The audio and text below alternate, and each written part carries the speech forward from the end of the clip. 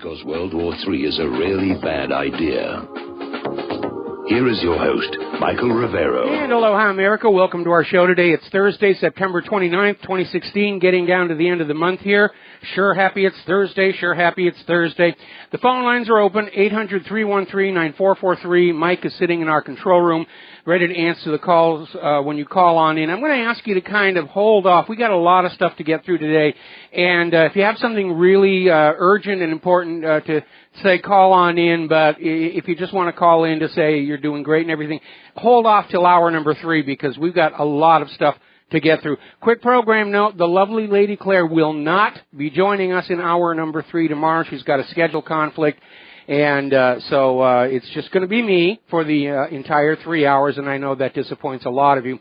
Obviously, the big news today, at least for the corporate media, there's been a terrible train accident in Hoboken, New Jersey.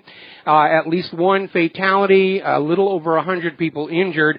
Apparently, the train just piled into the station without slowing down, like seen right out of the movie Silver Streak. And at this point, it just seems to be a very, very tragic accident. And it's almost eerie. Yesterday on the show, we were talking with a caller about the need to invest in improving our rail system, and here we have this accident today. And what's really interesting is apparently back in 2011, they had a similar accident at that same station, and the question was raised at that point, would an automatic braking system have prevented the accident and prevented injury? And I guess they came to the conclusion no, because now they're saying there wasn't any emergency braking system on this train either, because governing is choosing and governing is prioritizing, and we had to give the money to Israel or build more bombs to drop on people in other countries. So New Jersey's had this horrible accident, and it's gridlocked the whole rail system because Hoboken is a hub feeding into New York City itself. It's not just the trains, it's also a bus terminal and a ferry terminal, and everything's just backed up like heck right now. Okay, over in the war zones. We're going to start with the war zones because things are getting really, really tense there, and then we'll get into the political candidates a little bit later. Russian warplanes have bombed an ISIS convoy of fresh forces in eastern Homs. Apparently it was a major, major attack. ISIS suffered major casualties on the column. Meanwhile, the U.S. Army is refusing to bomb ISIS terrorists in Anbar, further underscoring the fact that ISIS and Al-Qaeda work for the U.S. government as proxies to get Assad. And pretty much everybody at this point knows that's been the game. And Russia is back at the Security Council saying that Al-Qaeda in Syria is receiving tanks and heavy weapons from the U.S. coalition.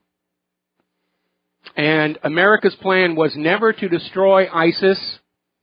It was to use ISIS and Al-Qaeda as a proxy, boots on the ground, in order to overthrow Assad, which we have been telling you all along that was the game plan. That's why we have all these horrible mistakes where, trust us, we were aiming at ISIS and Al-Qaeda, and we're sorry, we blew up the oil refinery and the pipeline.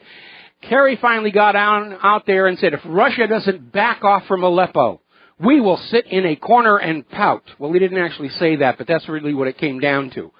We're going to throw ourselves on the floor, and we're going to roll around, and we're going to kick and scream if you don't stop bombing our pet terrorists. You have no idea how much money we spent to create ISIS and Al-Qaeda, and you're just spoiling it all for everybody. So the U.S. was threatening to end diplomatic talks with Russia on Syria if they continue bombing ISIS and Al-Qaeda in Aleppo. And as of the last report, the U.S. has now said they're suspending all talks with Russia. They're preparing their own military option, meaning they're going to just drop this whole pretext that this is ISIS and Al-Qaeda, and they're going to invade Syria. Just flat on out invade Syria. And the U.S. has started deploying troops near Aleppo City. And this is where it gets really, really sick. Okay? These U.S. servicemen are embedded with the terrorists. The propaganda is these are the moderate rebels, but we all know that the U.S. has not been separating the moderate rebels from ISIS and Al-Qaeda. So here's what's really going on, and if you are a member of a family with somebody serving in Syria, this is going to anger you. These U.S. soldiers are being mixed in with the U.S.-sponsored terrorists to hopefully deter any more attacks by Syrian and Russian forces on ISIS and Al-Qaeda. In effect, the U.S. government is using its own troops, your sons, your daughters, as human shields to protect the terrorists. And by the way, use of human shields is a war crime, even if they wear your uniform and you are giving them orders. Now, the Wall Street Journal is now out admitting the Obama administration is still supplying weapons to Al-Qaeda. This is from the Wall Street Journal. We're not talking the National Enquirer or the Midnight Sun over there at the supermarket racket. This is the Wall Street Journal. Now, the U.S. is once again trying to ramp up the propaganda. Assad is bad, and oh, Assad bombed his own hospital. All right, we're going to take a moment here to do a shout-out to our on-air affiliates rejoining our network. We're starting this show with the escalating situation in Syria because at this point it is looking like World War III is going to start for real the day after the national election. And the U.S. is just pushing as hard as they can. And their latest piece of propaganda to go on that list with Saddam's nuclear weapons and Assad's sarin gas and all the other USDA choice bovine excrement they're throwing at you to get you to go along with this war agenda, is they claim that Assad blew up a hospital inside Aleppo, and that's why you've got to stop doing that. And of course, this prompted a little bit of laughter from Syria's government saying, why would we do something like that? Why would we bomb our own hospital? And it's just like the situation when they were saying the sarin gas, that Assad was using sarin gas on his own Alawite supporters right in front of the UN chemical weapons inspectors on the very day they arrived. And you ask, why would he do something like that? And you get this big silence. And the UN eventually confirmed that the sarin attack, or the gas attack, came from the rebels to be framed on Bashar al-Assad. All wars start with a lie, and so the lie factory is ramping up again because the U.S. is losing badly in Syria, and right now they're literally talking about quitting all cooperation with Russia. They were never cooperating with Russia anyway. Russia and Syria are actually going after the terrorists. The U.S. is still trying to figure out some way to get Assad, and so now we're looking at a full-on military invasion of Syria, and why is the U.S. what's the U.S. going to tell you? Why we need to do it? Why do we have to go into Syria? Well, that's a very good question, and they'll dance around that. The U.S. has no legal justification for being in Syria in the first place, let alone executing yet another in a long series of regime changes. Now, Moscow has come up with some evidence regarding that United Nations aid convoy. And they're basically saying their intelligence is that an al-Nusra-linked group shelled the humanitarian aid convoy from on the ground. It wasn't an air attack at all. And it makes sense. Al-Nusra, Al-Qaeda, ISIS don't want humanitarian aid getting into Aleppo, because as long as the people of Aleppo are dependent on Al-Nusra, ISIS, and Al-Qaeda to eat their next meal, they're going to do what they're told to do. Humanitarian aid undermines the control these terrorists have over the people of Aleppo, and that's why the humanitarian convoy was destroyed, and they blamed Russia for it, when Russia didn't have a motive to do anything like that. And the only reason they blamed Russia for it was trying to take the focus off the U.S. attack on Syrian forces. And as we reported yesterday, the U.S. has now bombed that same place twice now. How can we keep making these same mistakes over and over again? Really, we feel so sorry. Is our face red? This is my embarrassed face I'm wearing here right now. Now, emphasizing one more time that what's going on in Syria has nothing to do with Syria and Assad and the Syrian people. A senior commander of the Golan Regiment in the Syrian army has revealed Israel has activated an operations room in Quneitra near its border with Syria to aid the Nusra terrorists. Remember a couple of days ago, possibly in response to that attack on the Syrian forces, Russia destroyed this operations room that was controlling the ISIS and Al-Qaeda forces in Aleppo, and it was staffed with Israelis and Americans and Brits and all the rest of that, trying to make believe that this is still some kind of a revolution from inside. And so Israel has activated a backup system down there, and apparently it's thrown the Syrian militants into confusion because apparently a lot of them didn't realize they were actually working for Israel. And so now there's a little bit of confusion down there. And this is becoming a problem with the American forces. Somebody sent me a photo of one of the U.S. forces inside Syria, and he had a sign up in front of his face to hide his identification. And on the sign it's written, "I didn't join the Marines to protect Al-Qaeda."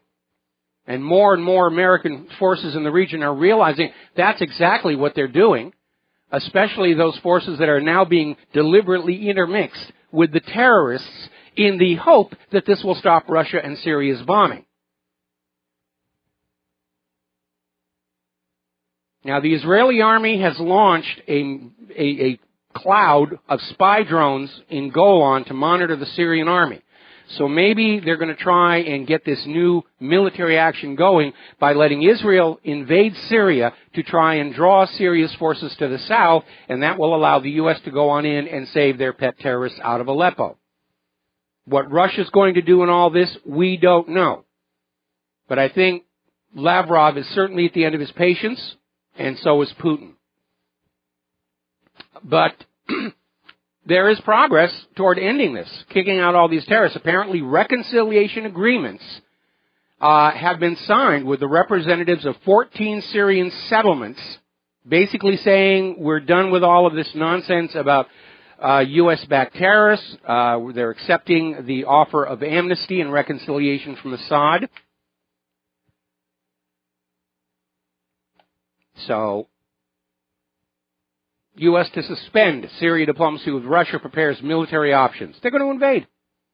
All they got to do is figure out some way to convince you that this is Assad's fault or Russia's fault, and it could be that Israel is going to attack Syria and Syria is going to counterattack. And remember, the U.S. government has already signed an agreement with Israel to come in on Israel's side of any war, even if Israel starts it.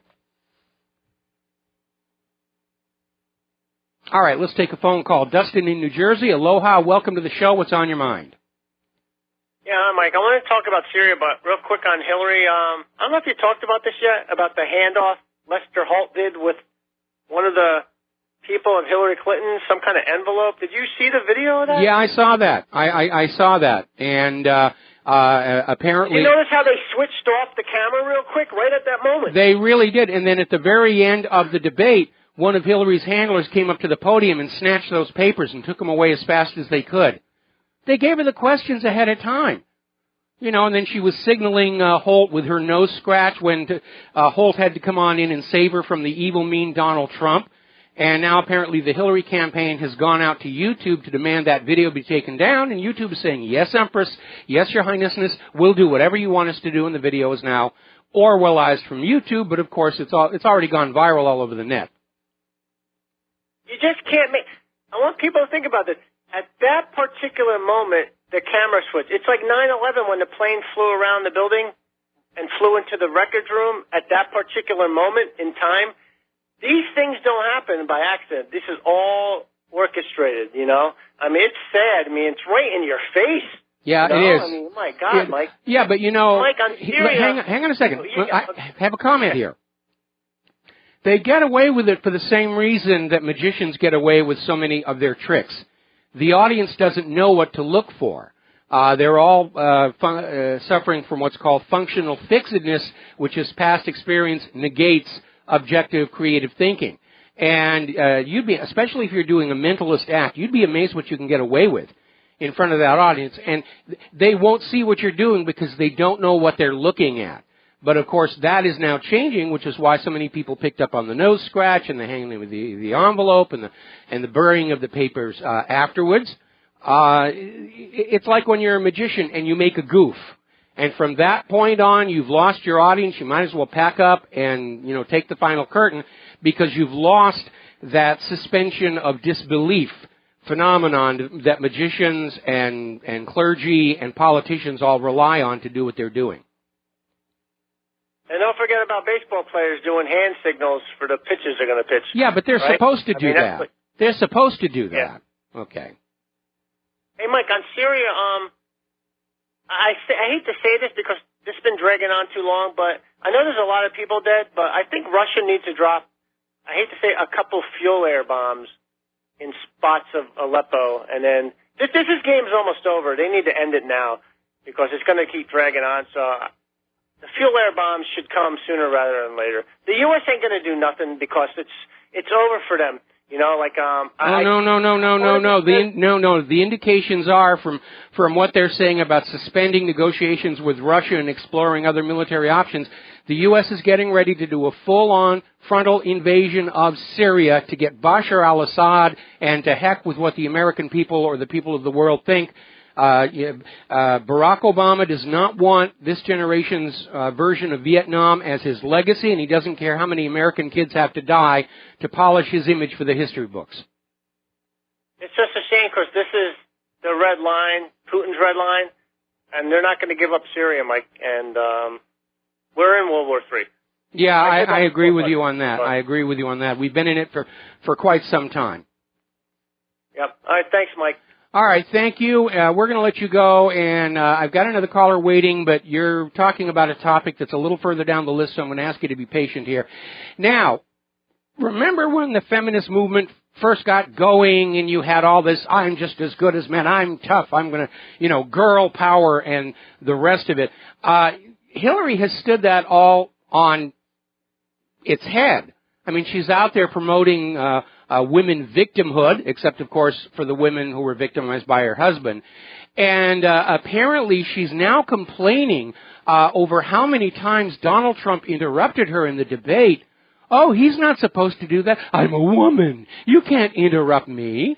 She had Lester Holt primed and signaled to interrupt Donald Trump, but Trump can't interrupt her.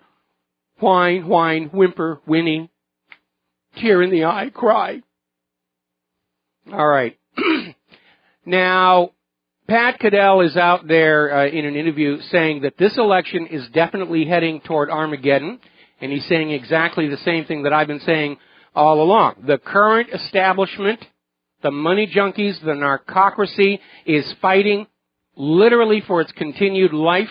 They want to hold on to their power and privilege at all costs, and they will do anything to get Hillary onto the throne, and we need to be prepared for that. And the whole system could just break down in complete and utter chaos. Now, let's talk about Alicia Machado. This is a good case of allowing public image to override common sense. And the issue basically is that Hillary got Alicia Machado up there to say how Donald Trump had teased her about her weight when she was Miss Universe, and how terrible it was and what a mean and evil man he was. And the story is already falling apart, and it's really showing just how desperate the Hillary campaign is. Now, Miss Universe officials are confirming that Alicia Machado could have lost her title because she put on something like 60 pounds after winning Miss Universe. And it's in the contract. You're not supposed to do that because you have an entire year of personal appearances, and you have to basically go on out there and maintain that image, and she was not. And so Donald Trump was trying to shame her into trying to get her weight back down. And that's why he was trying to motivate Alicia Machado. Now, Alicia Machado's out there saying that, Donald Trump was making fun of fat people. And then it comes on out that Alicia Machado, who's an actress, played a 600-pound character. She wore a fat suit in a play in Miami, Florida, that was making negative images about fat people. It was okay when she was doing it. Got to take a break for commercials. We'll be right back. Aloha, America. Welcome back to the show. We're talking about former Miss Universe Alicia Machado being shamelessly exploited by the Hillary Clinton campaign because Donald Trump shamed her about her weight gain while she was Miss Universe. And it has now come out, and this was even reported on the Fox Business Channel, one of the other Miss Universes blew the whistle, saying that Alicia Machado, who was afraid of losing her title, asked Donald Trump to help her get her weight back under control. And this is how he was going to do that. She asked for his help. Now, a former Miss USA has come on out and said that when she competed, and Donald Trump was involved in that pageant, Trump treated her with nothing but the utmost support and respect. Now, as far as Machado herself, it's getting very ugly because all of a sudden people are looking at her life.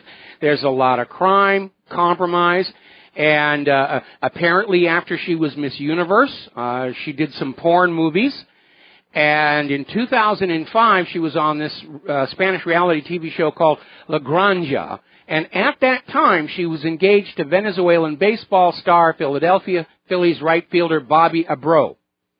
But apparently, during the reality show, she became infatuated with the host, Fernando Acaso, and apparently just had a little fling with him right there that got caught on camera, which ended her engagement to Abreu.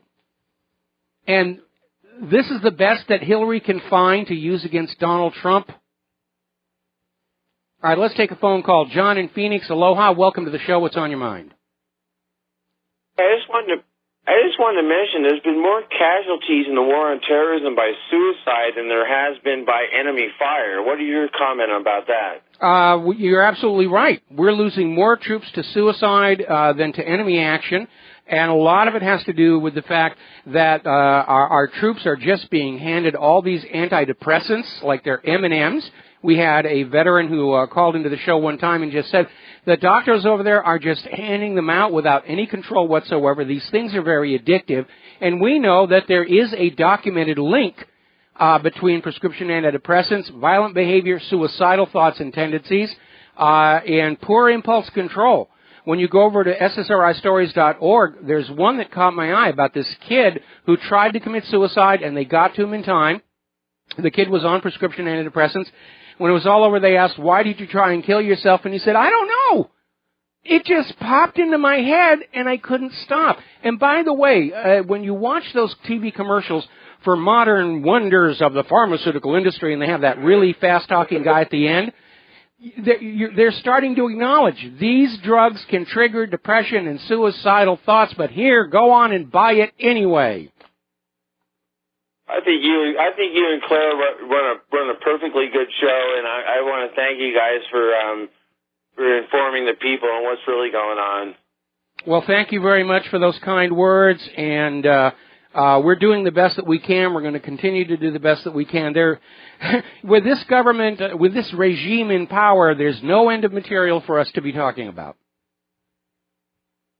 Have a good one. All right, thanks an awful lot for the phone call. We're going to let you go.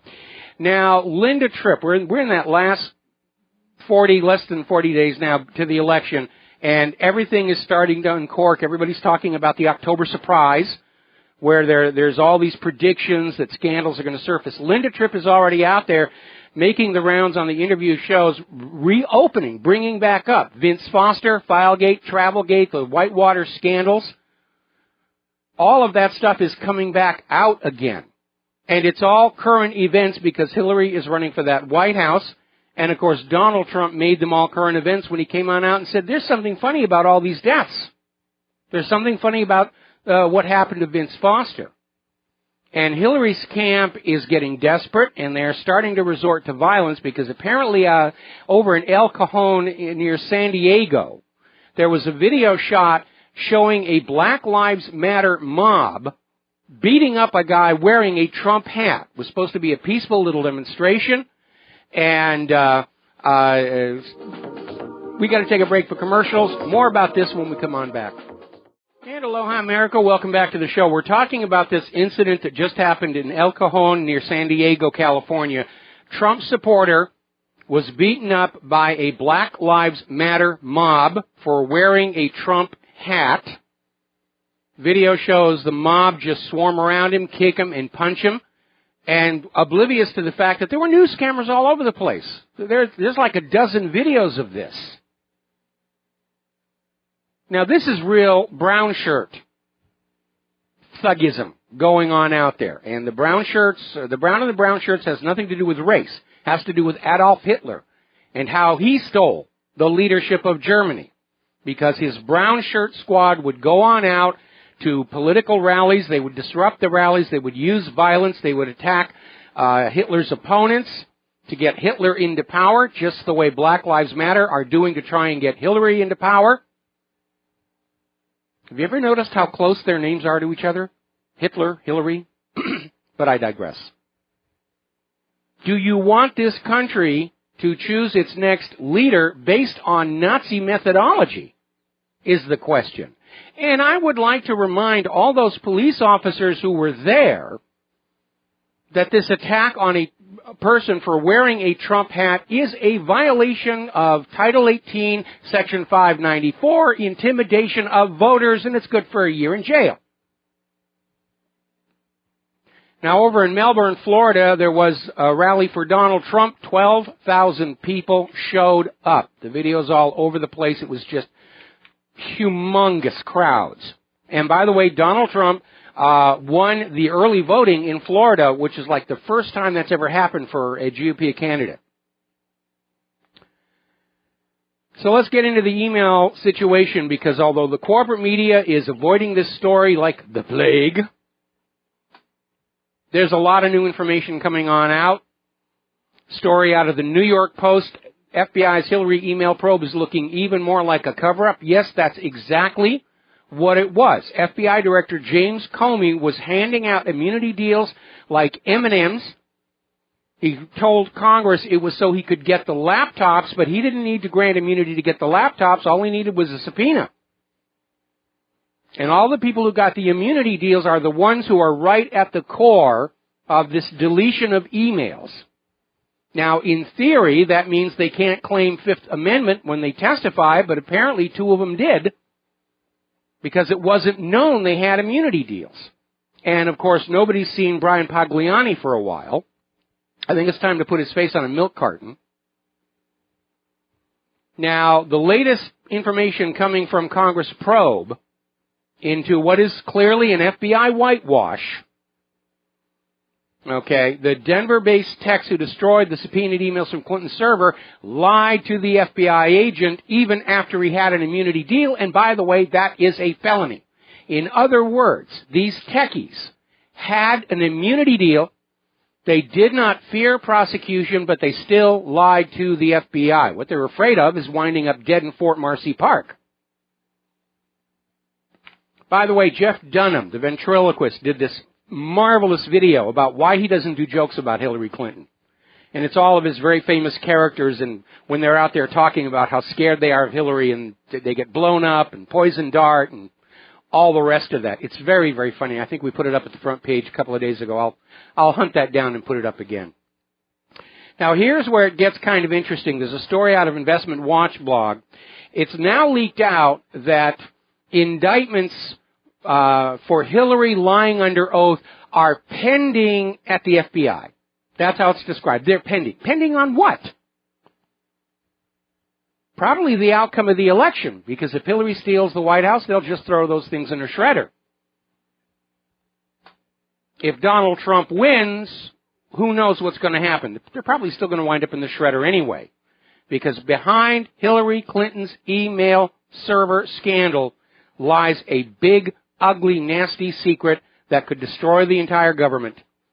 And the more you see how hard they're working to protect this, the more and more convinced I am that Hillary Clinton was replaying the Clintons' 1996 Chinagate scandal, selling U.S. secrets to foreign interests, using her weak email server to deliver, and her charitable foundation to collect and launder the money. It's a legitimate question. Look how hard everybody is trying to ignore it. In the FBI, the Justice Department, the corporate media, they don't want to go near this one. Because a scandal of this magnitude, a serving Secretary of State running an espionage operation out of the State Department, and an executive branch that let her get away with it, that could bring down the entire government. Now, in this congressional probe, there's already evidence of bias because Representative Sheila Jackson Lee, who is on this Congressional Oversight Committee, is openly displaying a Hillary Clinton campaign button. She's sending a message, I'm Hillary's girl, and I will make trouble for you if you don't go easy on her. But in the end, documents have surfaced in writing where Clinton's IT team has admitted they covered up Clinton crimes. They wrote down her private server posed a federal records retention issue. Brian Pagliani tried to express those concerns to Cheryl Mills. She ignored them. And Brian has an immunity deal, and so does Cheryl Mills. Now, something that came out of yesterday's hearing is James Comey admitted the Reddit poster Stone Tier is Paul Gambetta. And those Reddit posts were accurate, they were correctly attributed, and they indicated Paul Gambetta, the day after the subpoena was received to preserve records, was out on Reddit soliciting advice on how to delete a particular email address, a VIP email address from archived emails. And Director Comey admitted that the very VIP person was in fact Hillary Clinton. That's destruction of evidence. That's obstruction of justice. People should be going to jail, but FBI Director James Comey has handed them all immunity deals, except, of course, for Hillary Clinton. Now, in response to the State Department's delaying of the 33,000 emails that they've recovered until after the election, Citizens United got hold of 1,300 pages of Cheryl Mills and Heather Samuels' email. And they leaked them out there for people to go on over. And at this point, it is very obvious. The FBI did, in fact, have evidence of intent to destroy. Evidence. The FBI has acknowledged they were aware of Gambetta's Reddit posts soliciting information on how to delete Hillary Clinton's email address from email archives. That's intent right there. And Comey lied to the entire American people when he said they found no evidence of intent to destroy records or hide anything. And then he has the temerity to stand up there and say, really, you should go on thinking the FBI is the good guys. We're not weasels. And after all the politics is over, we will be a wonderful, wonderful agency. They never have been. When J. Edgar Hoover was in charge of the FBI, his number one rule was never embarrass the agency. That's what he was obsessed about. They were going to do all kinds of questionable things, but they had to look good. Hoover was obsessed with Hollywood. He thought Hollywood should work as the propaganda arm of the U.S. government in the days before it actually did. And there was a very famous movie, The FBI Story, starring Jimmy Stewart. And what a lot of people don't know is J. Edgar Hoover was on that soundstage every single day telling the director the proper way to make the movie to present the image of the FBI. J. Edgar Hoover wanted to go on out there. Hoover actually appears briefly in the film only from the backside. That's how obsessed he was with it. If you go to my COINTELPRO page, there's a whole section on the FBI in Hollywood and how they try and control things out there. Now, here's something that tells you that, indeed, the corruption is rampant throughout the system. And again, this supports my theory that everybody in Washington, D.C., including Hillary's worst enemies, are circling the wagons to protect that big, ugly secret that could bring down the entire government. The House of Representatives have delayed voting on a contempt charge against Brian Pagliano until after the election. You don't need to know if your candidate was selling out the country. People who vote for presidents, they don't consider things like that. They look for stylish clothing and how well they speak and how they look on camera. This idea that they might actually be traitors to the country, you don't need to know that here. Well, Jason Chavez has decided that he's just going to go out and he's filing his own contempt charges against Brian Pagliano. And like I said, I can't find any indications online that anybody's seen this guy alive for like the last 2 weeks. It's time to put his face on a milk carton. Now, a lot of people have been wondering what was going on when Bill Clinton arranged to have that little surprise meeting with Loretta Lynch on the runway out there in Los Angeles, and they were supposedly talking about banal things while their personal crews were all banished to the airport runway in 100-degree heat. Now we're finding out what the topic of conversation may have been, because Loretta Lynch is now on Hillary Clinton's list of potential Supreme Court justices. That was the deal. Another story coming on out here from Zero Hedge. When Hillary gets scared, she plays the Russia card. Russia's doing this and Russia's doing that. Russia is stealing socks out of my dryer, and Russia's tap dancing barefoot on shag carpeting, and Russia's this and all the rest of it. And she's trying to replay the 1950s Cold War, and she's not getting a lot of traction. Because those of us old enough to remember that Cold War know it was just a fraud. To justify taking money away from the American people and continue to pour it into the military-industrial complex that Eisenhower told us that's what they were going to do. And the younger generation, the millennials, did not grow up in public school being brainwashed to hate Russians the way we were. And they're all remembering how only a few years ago, Russia and the United States, they were friends and they were partners, and they're looking at just how all of a sudden the U.S. government has savagely turned on Russia and is out to start a war. And they're all saying, what the heck is this about? And no, thank you, I will not enlist in the armed forces to go kill these people, because I don't see a reason to have to do that.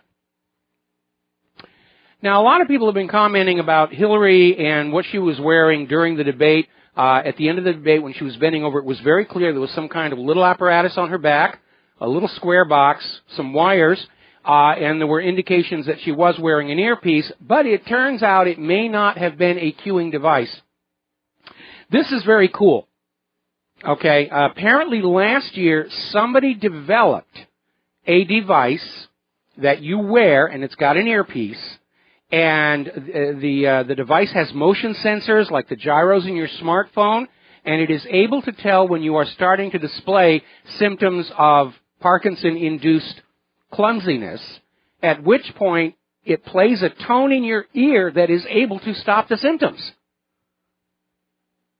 This is just amazing that they came up with this. I remember when they discovered that you could cure stammering by having a microphone and a feedback that played a tone in the ear so you didn't hear your own voice in order to break the feedback loop. I find that absolutely amazing. Absolutely amazing. And, if Hillary doesn't steal the White House, she should become a product spokesman for this. Because I'm sure there's a lot of people who could benefit from it. All right. Here is where it's getting interesting. They're still doing that fight over voter ID. Apparently up in Wisconsin, there's a big stink that the state is taking way too long to deliver state-approved IDs, and they're claiming that it's discriminating against blacks. White people apparently get their IDs much sooner than black people. That's the claim. It's not been documented. Here's why we need voter ID laws and a strong border. The Cascade Mall shooter is not a U.S. citizen, but he has voted over and over and over again in the U.S. elections. Now, the corporate media is desperate to find any kind of poll numbers that make Hillary look good, and I'm about to share a headline with you. This is not a joke. This is not from The Onion. This is from CBS. And the headline is, Poll: Hillary Clinton has the edge among people planning to skip the election. Why even bother reporting this? If you're polling people who aren't going to bother voting. This came out of Bloomberg. Bloomberg Politics national poll among people not planning to vote in November, and Hillary Clinton is leading. That's how desperate they are to get up any story that says Hillary Clinton is leading the polls. I mean, it's a joke. It's just absurd. And I can understand all these people calling on in and talking about Bizarro World from the old Superman comics. It really is. Now, as you know, Congress, which rarely can agree on what key to whistle Dixie in, except, I'm sorry, Dixie's a racist, so we have to ban that one. All right, Congress can never agree on what key to whistle the national anthem in, but they united in overturning Barack Obama's veto of the Justice Against Sponsors of Terrorism Act. And it's seen as a defeat for President Obama. Now, what this bill does, it removes sovereign immunity for other countries that are determined by the judge to be practicing terrorism anywhere. No evidence is required. All the judge has to say is we have a true finding that Iran is backing terrorism or Saudi Arabia is backing terrorism. You can help yourself to all their money. And as you know, Israel and the U.S. are even now trying to frame Saudi Arabia for 9/11 to save their own sorry rear ends. But this is going to have repercussions, because Saudi Arabia could pull $750 billion out of our economy. They could block off access to U.S. military bases in the Middle East. And we are already hearing from other countries in the Middle East, they will stand with Saudi Arabia on this. And I can see why they're going to do that, because the U.S. has embarked on this campaign of plundering other nations under the flimsiest of pretext. We'll be right back after these few words. And aloha, America. Welcome back to our show. Now, this law to basically evade sovereign immunity in Saudi Arabia so that a judge can simply say, I think they're the source of terror, and go ahead and grab their holdings inside this country. We seem to have entered a phase where the U.S. government is so desperately broke, they're committing piracy. They're out there taking other people's wealth through force of arms and flimsy legal rigmarole, and it will have a backlash. Now, as you know, in order to save their own sorry rear ends, Israel and the U.S. are now blaming Saudi Arabia for 9/11. First, it was Afghanistan. We have to go bomb them. Oops, wasn't Afghanistan. It was Iraq. Let's go bomb them. No, it wasn't Iraq. We're sorry for the mess. Now it's Saudi Arabia. And there's no evidence for that. The entire claim that Saudi Arabia did 9/11 rests on the fact that some of the named suspects were Saudi.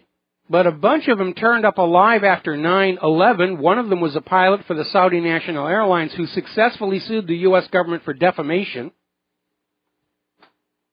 And the FBI director at the time said that all of the IDs that were conveniently left to be found turned out to be very well-made fakes. That's the entire case. And in a lot of cases, they were just fabricating the stuff. Remember we seeing all the photos of Mohammed Atta, he's the mastermind, he's in this. It turns out the media was using photos of a completely different gentleman, Amir Bukhari. Remember when they took a photo of a Spanish diplomat and aged it and said, this is what Osama bin Laden looks like today? They're just making the stuff up here. And here's where it's going to come back to bite the U.S. government.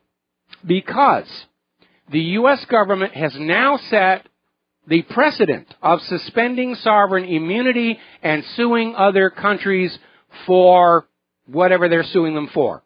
And that's a two-way gate. Because now Iraqis are getting ready to sue the U.S. government for the very provable war crimes. Remember, we got all the pictures of the guy standing on the box with the wires. The guys smeared in feces and held in these uncomfortable positions. All of these are war crimes, and the U.S. government, the Congress, the finest Congress money can buy, has just opened up the U.S. government to be sued by all these other countries. Saudi Arabia is now offering to pay the legal costs for Syria to sue the United States for all that they have suffered. And that's a big, big, big lawsuit. Because the United States has never had a legal reason to be in Syria in the first place. Congress, in wanting to prove how loyal they are to Israel and overriding the veto and everything, they have opened a can of worms. And it's going to take a really huge can to recan those little wrigglers. All right, we got to take a break for our top-of-the-hour station identification. We got 2 callers waiting on the line. We're going to get to you as soon as we finish this short break. And aloha, America. Welcome back to our show. Hour number 2. The phone lines are open, 800-313-9443. And we're going to go to Tim in Wyoming. Aloha. Welcome to the show. What's on your mind? Hi, Michael. Thanks for taking my call. Hello. Hopefully you can hear me. Yes, I can. Okay, good. I didn't hear any static at the beginning, but I'm glad your show's on today, and I appreciate that you're on RBN now. It's good. I used to listen to you on GCN, but now you've moved over, so it's good.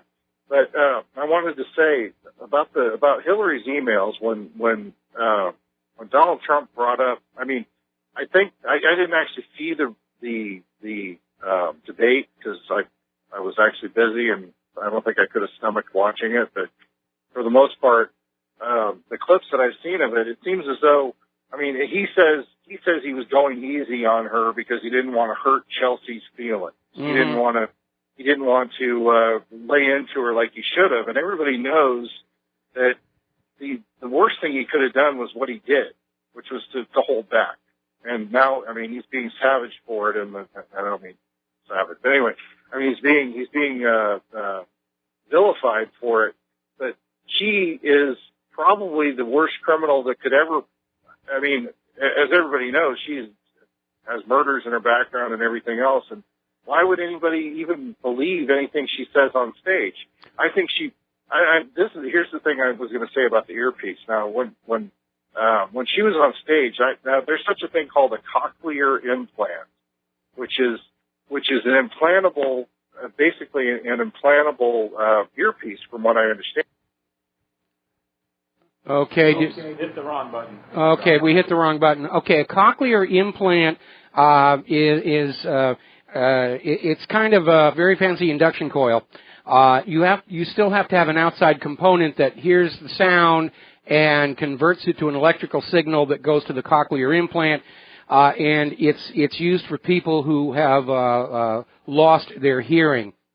And it's actually not a very clear signal. In fact, if you go to the website of the company that sells the cochlear implants, they have a recording that simulates what it sounds like when you use one, and you can hear sounds and locate them, but it's very hard to understand speech. It's not a good solution for auto-cueing versus simply having an earpiece. All right, we're going to go to John in Barbados. Aloha, John. Welcome to the show. What's on your mind? Hello, Michael. Thank you for having me on. Going back to the previous caller and his comments on Donald Trump, I've been getting calls from all over the place over Skype, and people are calling me and asking me, did Donald Trump sabotage his own campaign? And to me, that's what I was trying to tell you when I called in after the debate. But, that's, we'll see what happens at the next debate. If he does the same thing, we know what he's up to. Well, whatever he did worked. I mean, he surged in the polls. He got a surge of donations, huge amounts of money. And I personally think that he was actually under the weather, but he didn't want to say anything because he's been making such a big deal about Hillary's health questions. Yeah. My next observation is this nonsense with Saudi Arabia and allowing people to sue Saudi Arabia. This is going to kill the petrodollar deal. This will end America's piece of the action over lots of foreign currency deals that they're not going to be party to. This will kill the economy of America completely because the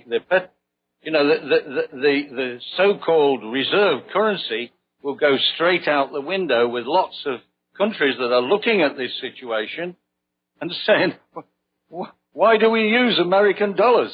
Well, the only way the U.S. is going to get out of this mess is they're going to have to invade Saudi Arabia or regime change it from within. And we knew that that was eventually going to be the case anyway, because they were on the list that Wesley Clark leaked on out back in 2005. And Saudi Arabia is about to learn a very bitter lesson that loyalty to the United States government is not returned. And Poroshenko has learned that. Erdogan has learned that. Not Mubarak, the one who Morsi learned that. The U.S. double crosses its allies as well as easily as its enemies. Well, I don't know whether you've noticed, but yesterday the U.S. Air Force made another bombing campaign on soldiers of North Sudan.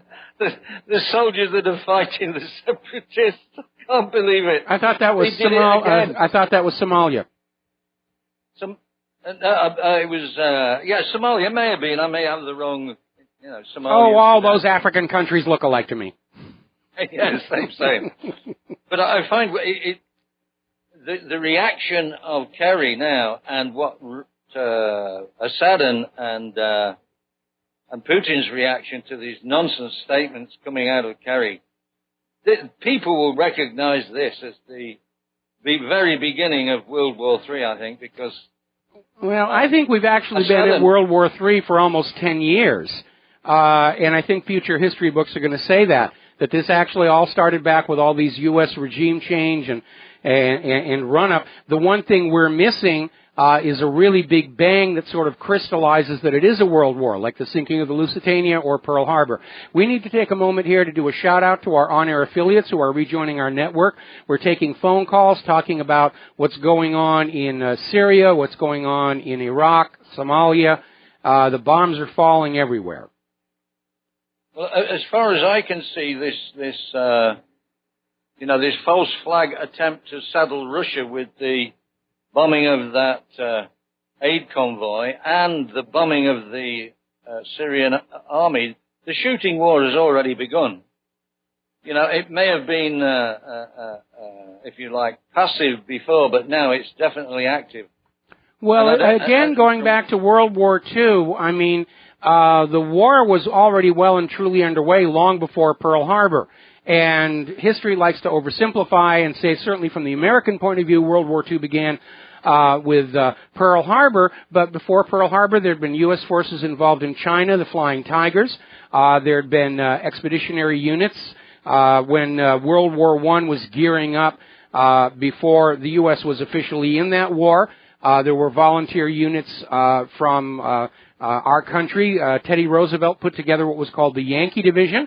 My grandfather served in that, and he was Roosevelt wanted to lead it himself, but Franklin Roosevelt said, Woodrow Wilson said, no, we don't want to run the risk of a spectacle of a former U.S. president being held in a prisoner of war camp.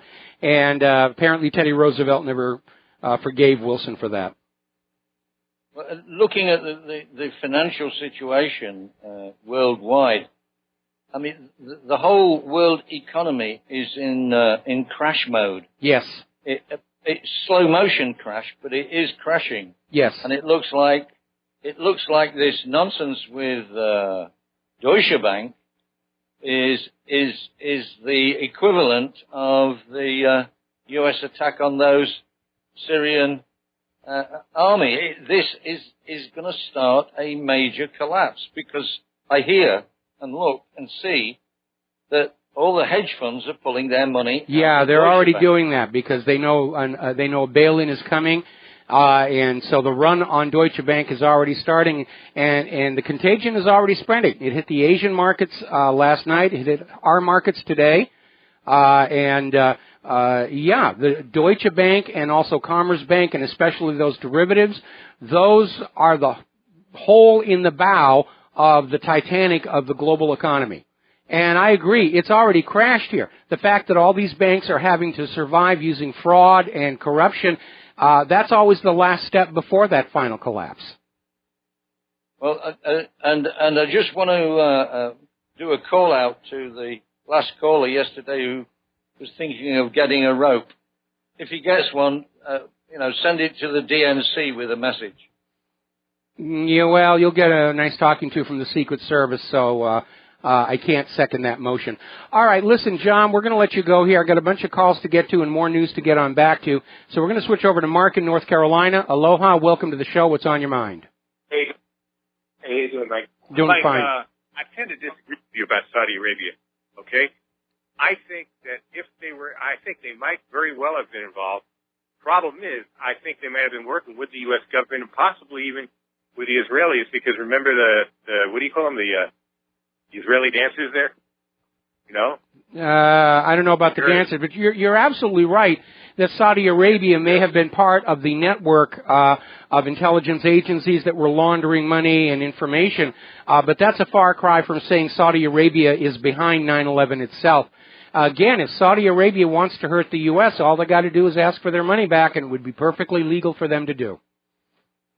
Well, what I'm saying is, if this is the case, and Saudi Arabia decides to say, all right, this is what happened, all right, you were involved, the Israelis were involved, and who knows who else, okay, that could really bring things, that could really... Oh, I would love to see that happen. I would love to see that happen. What really happened in 9/11, you know? Mm-hmm. That's what I'm thinking, because kind of like the same thing with, if it hits the fan with some of these hearings there with Mr. Slick Willie, that's the whole Libya thing and the gun running and everything else, that we could finally prove it, including the poison gas that I believe was used in Syria that came from the CIA, that is terrorists there. So that, the whole thing could really unravel.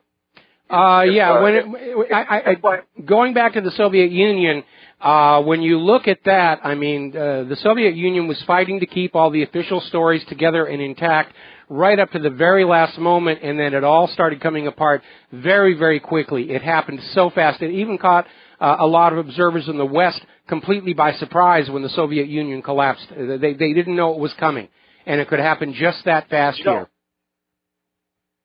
I was listening to this morning to the Breitbart show. Yes. I'm curious. And they had that guy, that neocon there, John Bolton. Yes. Man who loves wars, who seems to love any war. He was all upset about the lawsuit with Saudi Arabia now. And remember, he's one of the PNIC. He's one of the original PNIC people. Project for a New American Century. Well, he's probably realizing that this could result in Saudi Arabia yanking all of their money out of the American economy, and they've opened a two-way door that gives other nations the precedent to sue the U.S. government for war crimes in Iraq, war crimes in Syria, war crimes in Afghanistan, war crimes in Libya, war crimes in Yemen. This is definitely something that should not have been allowed to happen, and it's one of the few times when I've agreed with Barack Obama on a course of action. And those members of Congress who voted to override his veto to prove how butch they are or how loyal they are to Israel, they weren't really thinking carefully about what the flashback from this was going to be. Yeah, but there seems to be some cooperation between Israel and Saudi Arabia at the same time. And remember the closeness of the Bush family with the Saudi royal family, including the Bin Laden. They were in business together. Yeah, George W. Bush was in business with Osama bin Laden's older brother Salam bin Laden in a company called Arbusto Energy. Well, we all know that Osama bin Laden was a manufactured fake. His CIA code name was Tim Osman. This was all fake and fraudery to basically go after world leaders who weren't willing to play along, whether it was Muammar Gaddafi or Saddam Hussein. And yes, Israel has cooperated with Saudi Arabia on various intelligence operations, and yes, the Bush family was very close with the ruling family of Saudi Arabia. They're also very close with the ruling family of Great Britain. At that level of politics, everybody's on a first-name basis with everybody else. But let's not forget that on September 11th, who H.W. Bush was having breakfast with the Carlyle Group in Boston, the Bin Laden family. So let's keep all these things in mind. Yeah, well, I'm keeping all of these things in mind, and I agree that Saudi Arabia may have helped the U.S. and Israel do 9/11, but that's a completely different thing from trying to drop the entire blame on them to justify another war of conquest. Saudi Arabia didn't have a motive to do 9/11 all on its own. And that is really where that whole story falls apart. Anyway, listen, gotta let you go. Phone lines are loaded up. Going to have to let you go. Thank you very much here. And we're going to let you go. And no, Saudi Arabia did not mastermind 9/11 that came out of the U.S. government and Israel, because those were Israelis who were arrested for dancing and cheering when the buildings came down. And let's not forget the Secret Service at Booker Elementary School. Knowing the country was under terror attack, supposedly from airplanes falling out of the sky, the Secret Service protective detail just let George W. Bush sit in that school reading about pet goats, with an airport just 4 miles away and no way of knowing there wasn't an inbound airplane unless the Bush administration was calling the shots. That's really what it comes down to. It is ridiculous to say Saudi Arabia was responsible for 9/11. They may have peripherally helped, but this was a joint U.S.-Israeli operation. Let's go to Steve in Massachusetts. Aloha. Welcome to the show. What's on your mind? Hi, Mike. I want to talk to you about China. Yes. If you look at the timeline, a quick timeline, you see that Nixon went to China in 1972 to open it up. Mm-hmm. In the 70s and 80s, they're doing free trade with them. Yes. And in the 90s, they shifted their jobs to China. Then all the gold in 2000, not too long ago, has been going to China. Now they're going to become the new world currency.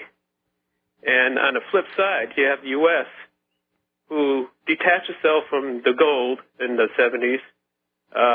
They're losing their jobs.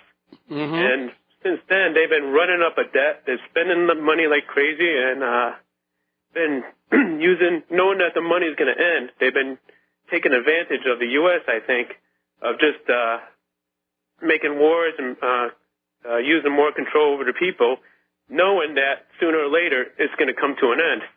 Now, do you think that the globalists had this plan where they going to just use the U.S.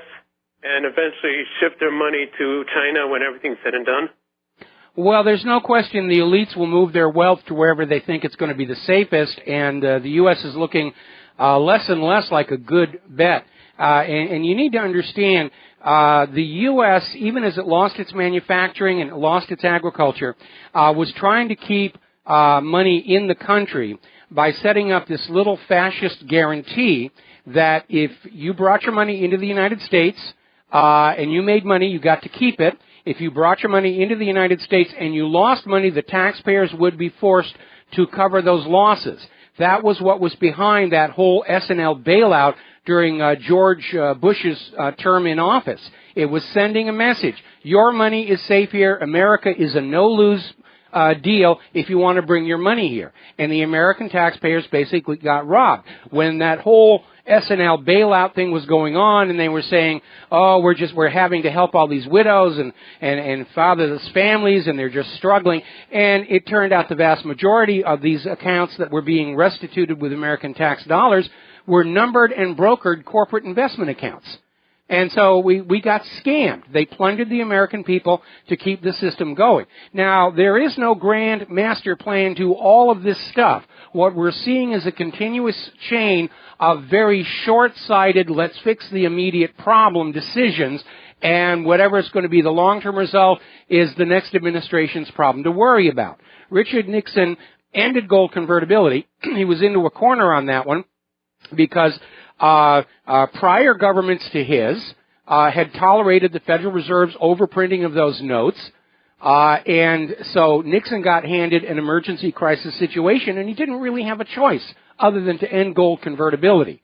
And then he had to start the EPA to start this process of grabbing public and private lands as further collateral for government borrowing.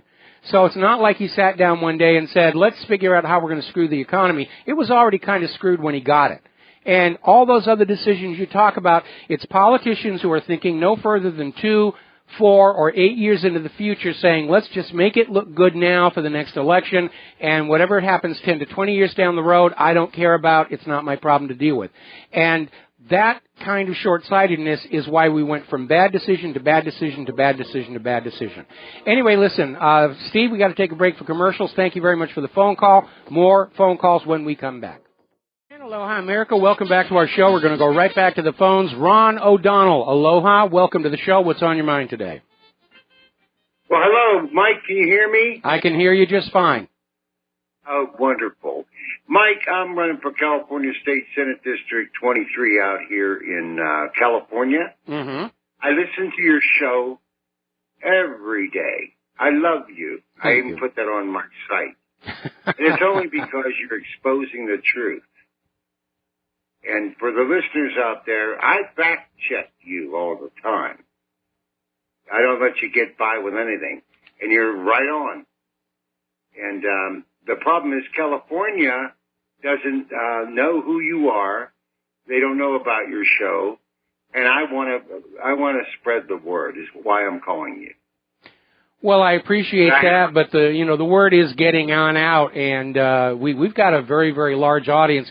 We really can't measure the radio audience because we're not on Arbitron here at RBN, but looking at how many people are making YouTube videos out of our shows and putting them on up there, they're clearly getting passed around a lot. And, I appreciate your concern here. And, of course, anything that anybody can do to help promote the show and get the truth out there is always welcome. So you're running for the state Senate? Yes, sir. And what I just wanted to go ahead and ask you.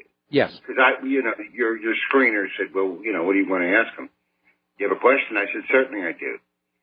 I want to ask you to think this over before you answer me.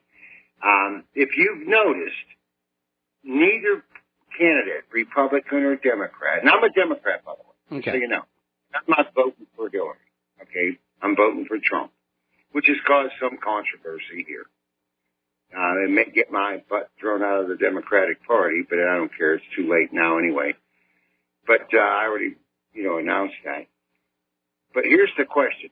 Why has no one anywhere in the country, media, NBC, ABC, anyone, Alex Jones,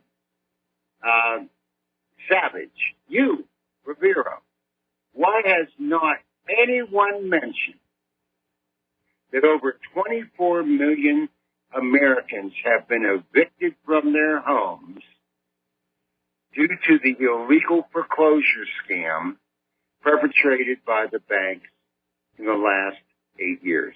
Now, I know that's a lot, but I'm hoping the listeners that have been foreclosed on, I'm trying to speak for them. I hope they get a chance to hear that there is someone looking at this very seriously. Well, we did a lot of coverage. I'm sorry to cut you off, but we're almost to the commercial break. We did a lot of coverage during what we called Foreclosure Gate in the aftermath of the 2008 meltdown of the mortgage-backed security fraud.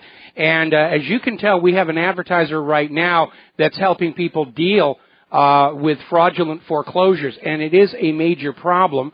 And we probably ought to put a little bit more attention onto it. But I think between now and the election, our top priorities in terms of information are going to be the candidates, Hillary's crimes, and this insane rush to war. But we know our economy is in serious trouble. As you say, 24 million foreclosures. We have 93 million Americans willing and able to work who have not been able to find jobs for months or years. I think the reason that all these banks are being caught engaging in fraud is the real economy of the United States has already crashed, and fraud is the last step before the final collapse. Well, here's the name of my campaign motto. Jail the banksters. I can get behind that. Oh, yeah, for 4 years. And what I've been saying, if you noticed, 5,300 Wells Fargo employees were fired. And it only came out last week in the news media. Well, now they're doing a class action lawsuit against Wells Fargo that's in the billions of dollars, and I hope they get it. How about jail the banksters? So They fired 5,300 employees. They never even published it anywhere until last week because they got caught by the Consumer Financial Protection Bureau, Yes. which is actually a consumer advocate, group. It's the federal government. And they had to disclose it. And, Wells Fargo? Yes. They fired the people that we were subpoenaing. Well, Boy, listen, how convenient. yeah, I have to let you go now, Ron. We got to take a break for commercials. Thank you very much. Good luck with your race for the state senate. We'll be right back. And aloha, America. Welcome back to our show here. And I'm already getting emails from people in California saying, we know you're there. And I'm also getting emails reminding me that Iceland did jail their bankers. Although I'm starting to lean toward the approach that they have in Iran and China, where crooked bankers are simply executed. Here in the United States, crooked bankers, well, they're patted on the head, and the American people are looted to cover the shortfalls and the criminality, and things go on as they always were. All right, let's talk to Rob in California. Rob, what's on your mind? Rob, are you there? Hey, Michael, there Rob. you are. Okay. How you doing? I'm doing fine. Yeah. Okay, well, basically, a couple things. One was, a caller yesterday mentioned that, I guess Trump was asked if he would honor if Hillary won the presidency, if Lester only asked him. But my wife and I watched the debate again last night. And, no, she was asked that too at the beginning. So that was just a caller to call that in. But, more importantly, regarding Saudi Arabia, I think it's a setup so Congress can get off the hook, and Obama stating, I'm hearing this from another source I like to listen to, where they can get off the hook based on if Saudi Arabia does pull the plug in their treasury, cashing in their treasuries, that the economy is going to take a big dump, and say, well, you people, the United States, you guys wanted us to do that, and so that's why the economy will be. That's an interesting thought. Because, at the point where they can't stop the crash from happening, they're going to be looking to set somebody up to take the blame for it. We had the economy under control. It was those gosh darn Russians or the Iranians or they're to blame for this. You hate them. Exactly. There's a movie also called Rollover. Yes. Did you ever heard of that? Yes, I did. One that's similar plot. So I'm going to rent that. So it's kind of like interesting that the same kind of concept where Saudi Arabia takes all their money back from the banks and causes all kind of chaos. Yeah, and if I recall the movie correctly, Saudi Arabia just does it to be nasty. But obviously in the current case, with this ridiculous override of the veto, Saudi Arabia has legitimate reason to be concerned about the money they've parked in this country, which is estimated at $750 billion.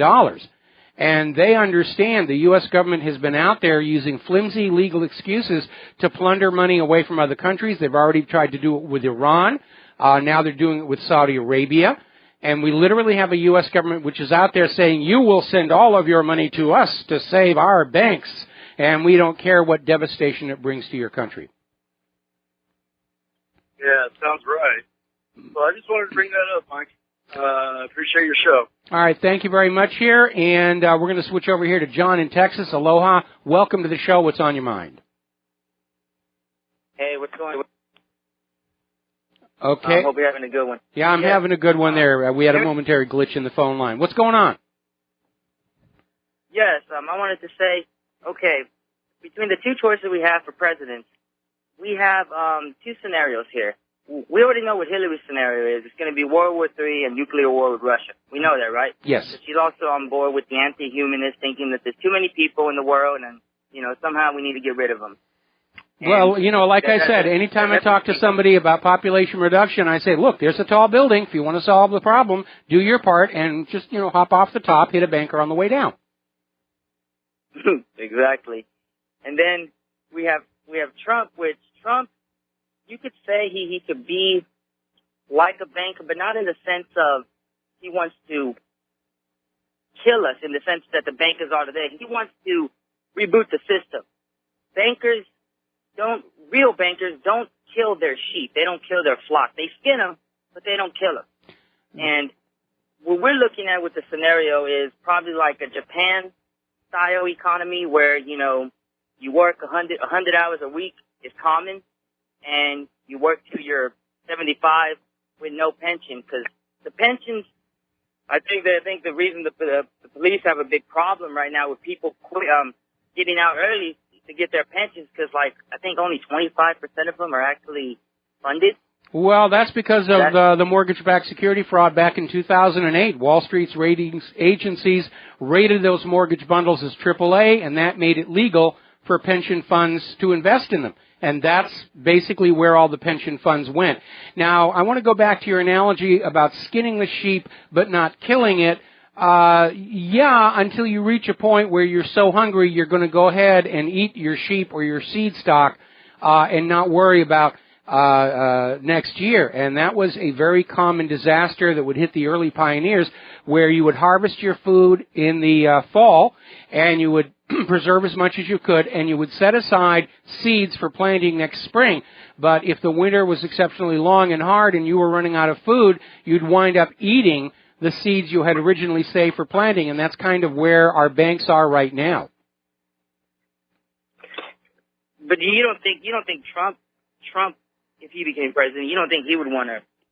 I mean, he doesn't seem like a person that would want to kill people off. He just seems like he wouldn't mind you working. Well, he's a businessman. He's a businessman, and he's not a banker. Okay, you need to remember that he's not a banker. He's closer to James Cameron or Steve Jobs. He makes his money by building things, casinos, hotels, investing in resorts, and he hasn't always been successful, but he always stands up and tries again. That's how capitalism is supposed to work. You make things to sell or rent or lease, and that's how the money comes on in. That's how it's supposed to work. What we have in the banker class are a bunch of people who just think that all they need to do is game the system and the money will pour into their pockets automatically, which they've succeeded in doing. If you remember my comment before about how China and Iran will execute their crooked bankers and the U.S. government will loot the taxpayers to give the crooked bankers another chance. But what these people are doing right now is not considered banking in the legitimate term, right? No, it's fraud. They may call themselves bankers, but me and you both know they're not legitimately bankers in the way the word is supposed to be implied and the way the profession is supposed to be practiced, right? Yeah, absolutely. I mean, they're not bankers. They're not banking depositor money. They're just, creating money out of thin air and loaning it into circulation at interest. And these people have been playing this scam for 300 years. When the Second Bank of the United States lost its charter to be allowed to create its own money, it tried to operate as a regular depositor bank, and it failed after just 2 years. Because the people behind the private central banks don't really know about conventional banking. They survive on their printing presses and these days their little computer software in order to make their money. Exactly. That's why I said Trump is more of a banker than the bankers today, because he knows in order to produce capital, you have to have stuff you have to have productivity, and he knows that the investors will not invest if there's nothing to invest in. That's why he knows that zero interest rates are bad, and why would you put your money in savings or in a pension or in a 401k? He knows that doesn't make capital. But no, just piling up the money over Wall Street does not a healthy economy make.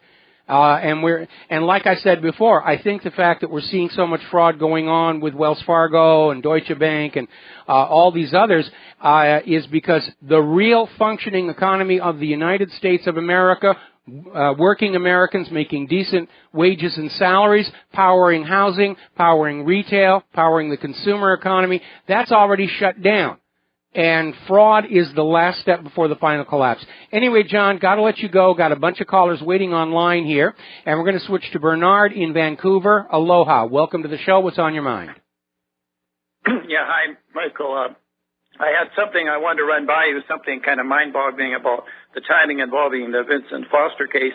But just a technical point on the debate, besides the fact that I'm sure you'd agree you had two people ganging up on a third member. Somebody pointed out that the placement of the microphones, I'm sure you've covered this, hope you have it, neutralized the natural height advantage that Trump had because he had to kind of stoop down to speak into the microphone. It was located just below the knot in his tie, whereas with Hillary, it was about the level of her lower lip or so she could stand upright and look like she was, really the master, without any... Yeah, it looked like he was almost...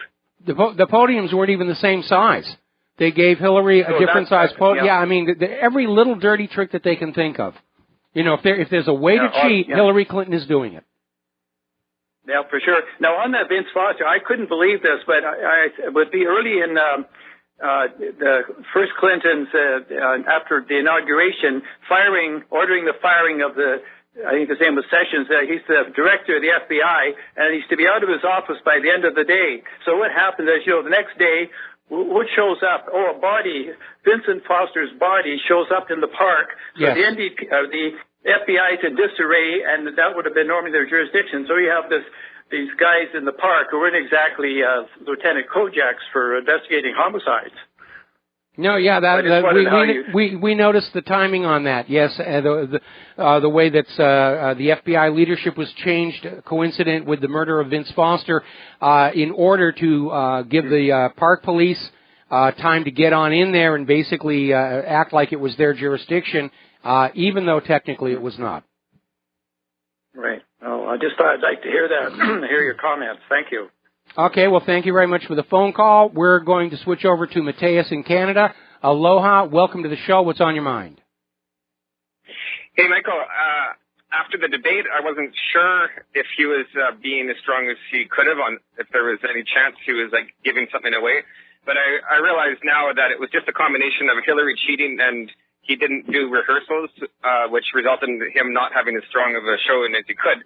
And what really made up my mind that Trump's for real is I just finished watching a post-debate stadium rally. Yeah. And he just did so much damage to the Hillary brand that there's just no way that he's secretly going to take a fall for her. He's really for real. No, the Hillary campaign all throughout this election year, the Hillary campaign has been planning all these stories. Trump is going to drop out. Trump is going to step aside, and it's all done to try and discourage his supporters.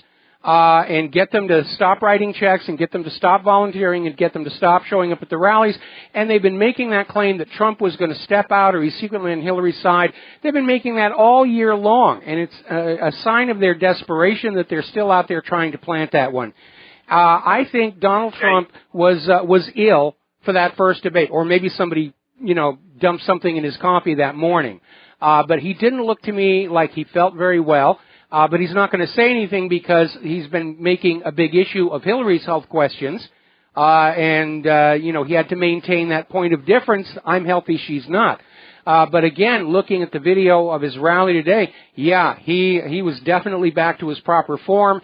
And I'm sure that he's going to be a lot more careful going into that next debate.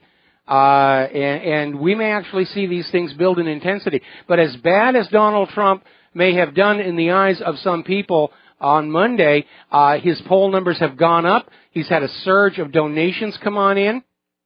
And we're seeing more and more signs of just absolute blind panic coming out of the Hillary campaign. Yeah, and I wanted to mention this idea. Okay, let's just say that if you took 100 aspects of Trump and 100 aspects of Hillary, let's say Trump has 50 good things and 50 bad things. Well, when you add them all together, it means 50 good things for Trump and 100 bad things for Hillary. You'd still vote for Trump, even if half of what he said was not true. But the truth of it is that he's much better than that. Can I please just finish off with one comment on self-driving cars? And Real quick. Okay. I don't like the name self-driving car. I already have a self-driving car myself. It's called an automobile, like an autonomous mobile. What these self-driving cars are is the car is not driving itself. It's the programming that drives it. And the car isn't making the programming, and you're not making the programming. So it's a third-party driving car, which is heavily regulated by the government. And so a better name for it, it's not my idea, let's call it a toll car, because it's not going to be long before you're not going to own the self-driving car when they all look the same. And you're just going to rent them by the minute. And in Canada, we have a company that rent you cars by the minute. Yep. They're smart cars. They're called car to go, and you literally rent them by the minute. But they're not self-driving cars yet, but that's where it's going to be going. So just think of them as toll cars. We all hate toll bridges and toll highways, and we all should hate toll cars. Thank you, Michael, and Trump 2016. All right, thank you very much here. My view on the cars, and maybe I'm being old-fashioned about this, when I drive a car, I want to feel the road. I want to hear the noises outside. I want to feel like I'm connected to the environment in order to keep myself safe. I don't even like traction control. Most of the ones I've had there, you feel like you're actually on the verge of losing control of the car because what the car is doing and what you're doing are just different enough where it feels wanky to me. I don't want a self-driving car or toll car, whatever you want. I don't even want Wi-Fi and Bluetooth. GPS, yes, I can see that. Backup camera, love to have that. The rest, no. I don't need all the bells and whistles and the rest of it. We're going to start with Jeff in Texas. And Jeff, we're probably going to have to take you through the commercial break. What's on your mind? Hey, Mike, just want to say I love your show. I got 2 questions. Okay. First one is James Comey and going after Hillary for gross negligence. Yes. Now, what he did, isn't that gross negligence? And why don't they go after him? They ought to. There's absolutely no question that Congress, if they really had some spine, they would impeach him because he has completely and utterly failed in the duties of his office. He's guilty of lying to the American people about the need to prove intent in Title 18. It's not there. And now, as he gets grilled before Congress, they're realizing he knew about the Reddit posts. There was the intent right there. And, they're going to talk about it a lot, but in the end, they're not going to do anything about it. And part of that is because the FBI traditionally runs a blackmail operation on the U.S. government itself. J. Edgar Hoover was notorious for that. That's how we managed to wind up FBI director for life and run that operation until he died or was assassinated. And on his death, his private special files, the dirt on all of America's politicians, disappeared. Nobody knows where it went. And I have no doubt that FBI directors since then have continued in that proud tradition. And again, it's the dangers of these intelligence agencies deciding that they, rather than the civilian government, should be calling the shots. So, Jeff, do you have any more? One more question. All right, well, then we're going to do it after the commercial break. We've got to take 3 minutes here, and we'll be right back. Aloha, America. Welcome back to our show. We're going to go back to Jeff in Texas. Jeff, you had one more thing you wanted to share with us. Yes, sir. I heard on the radio that something about Obama's trying to pass something tomorrow night with the Internet. I heard a couple states have a lawsuit against whoever it is. Can you go over that? Well, basically what Obama is doing is transferring management of the domain space, ICANN, to United Nations control. And a lot of people are upset that it gives the UN dictatorial control over the Internet. Well, in theory, the U.S. had that same control, and nothing bad really happened. I think it's being fanned up as a distraction from some of the other stuff that's going on. I personally don't think it's all that important. We know that the rest of the world has been calling on the U.S. to surrender its monopolistic control of the domain naming space, especially as they try and work out all the problems that IPv6 has brought into the discussion. So I don't think it's that big a deal, certainly compared to what's going on in Syria, Hillary's criminal record, corrupt record, possible espionage, and the rest of it. I just don't think it's that big a deal. Okay, hey, I appreciate your show and keep it up. All right, thanks an awful lot. We're going to switch over to Bob in Las Vegas. Aloha, welcome to the show. What's on your mind? Hello, Mike. How are you? Doing well. A couple questions I had on the Brexit, the Bank of England, and as well as Deutsche Bank. But first, I know your Hollywood background. I'm a big Hawaii Five-0 fan, the original series. Did you ever meet Jack Lord, James MacArthur, Cam Fong, all the guys from the original? Yeah, I met Jack Lord. He retired here. I met him when I first came on out, and he liked to sit around and be recognized. One of the other regular players is actually a professor at the University of Hawaii at Manoa in their theater department, so I got to hang out with him a lot. And the original Hawaii Five-0 stage is still there at the Hawaii State Studios. Usually it's being used for storage, but we cleaned it out and used it as a set for one of the episodes of Lost, and it was kind of a big thrill to go in that set because I was a big fan of Hawaii Five-0 as well. It was the first show to really be shot here in Hawaii. There'd been earlier shows like Hawaii Five-0 and the rest where they had some second unit footage from Hawaii, but everything was still on the back lot. They shot the first season of Gilligan's Island here, then they went back and shot the rest of it in Southern California to save costs. But Five-0, both the original and the current one are shot entirely here in Hawaii. Yeah, I actually own all 12 seasons, and I'm through to season 9. And I did notice, I think his name was William Finnegan. It seemed like once he left, I think after season 6 or 7, it's kind of, I don't know, the story, the plot's sort of gone downhill. Well, it's suffering format fatigue. When you have a format, there's only so many stories you're going to get out of that. And, Gene Roddenberry used to say when he was doing Star Trek and then when he went on to Genesis 2 and his various other programs, he said when he got an idea for a series, he would sit down, and if he could not come up with 3 seasons worth of script ideas, he knew it wasn't going to survive. All right, so, Bob, I'm going to hold you through the top of the hour ID break, and we'll be right back. Aloha, America. Welcome back to our show. Hour number 3. The phone lines are open, 800-313-9443. The phone lines are loaded up. And we're still talking with Bob in Las Vegas. So what's on your mind right now? Mike, 2 points. First, you mentioned how, yesterday's show, you mentioned how the British people are not subject to enslavement by the European Central Bank, but aren't they subject to enslavement by the Bank of England? Because they're not. They're still using the pound. Yeah, they still are, but except the Bank of England was actually nationalized, and it's actually being run by their government. Because following Bretton Woods, when the British pound stopped being the global currency and the U.S. dollar took over, the Bank of England immediately ran into trouble. And it had to be nationalized by the British government. And in any event, only one slave master is an improvement over 2 slave masters. Right.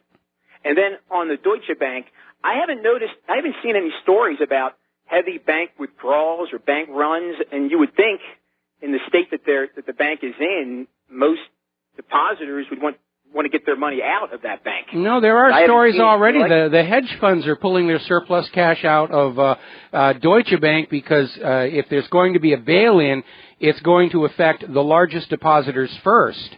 The hedge funds are already getting their extra money out.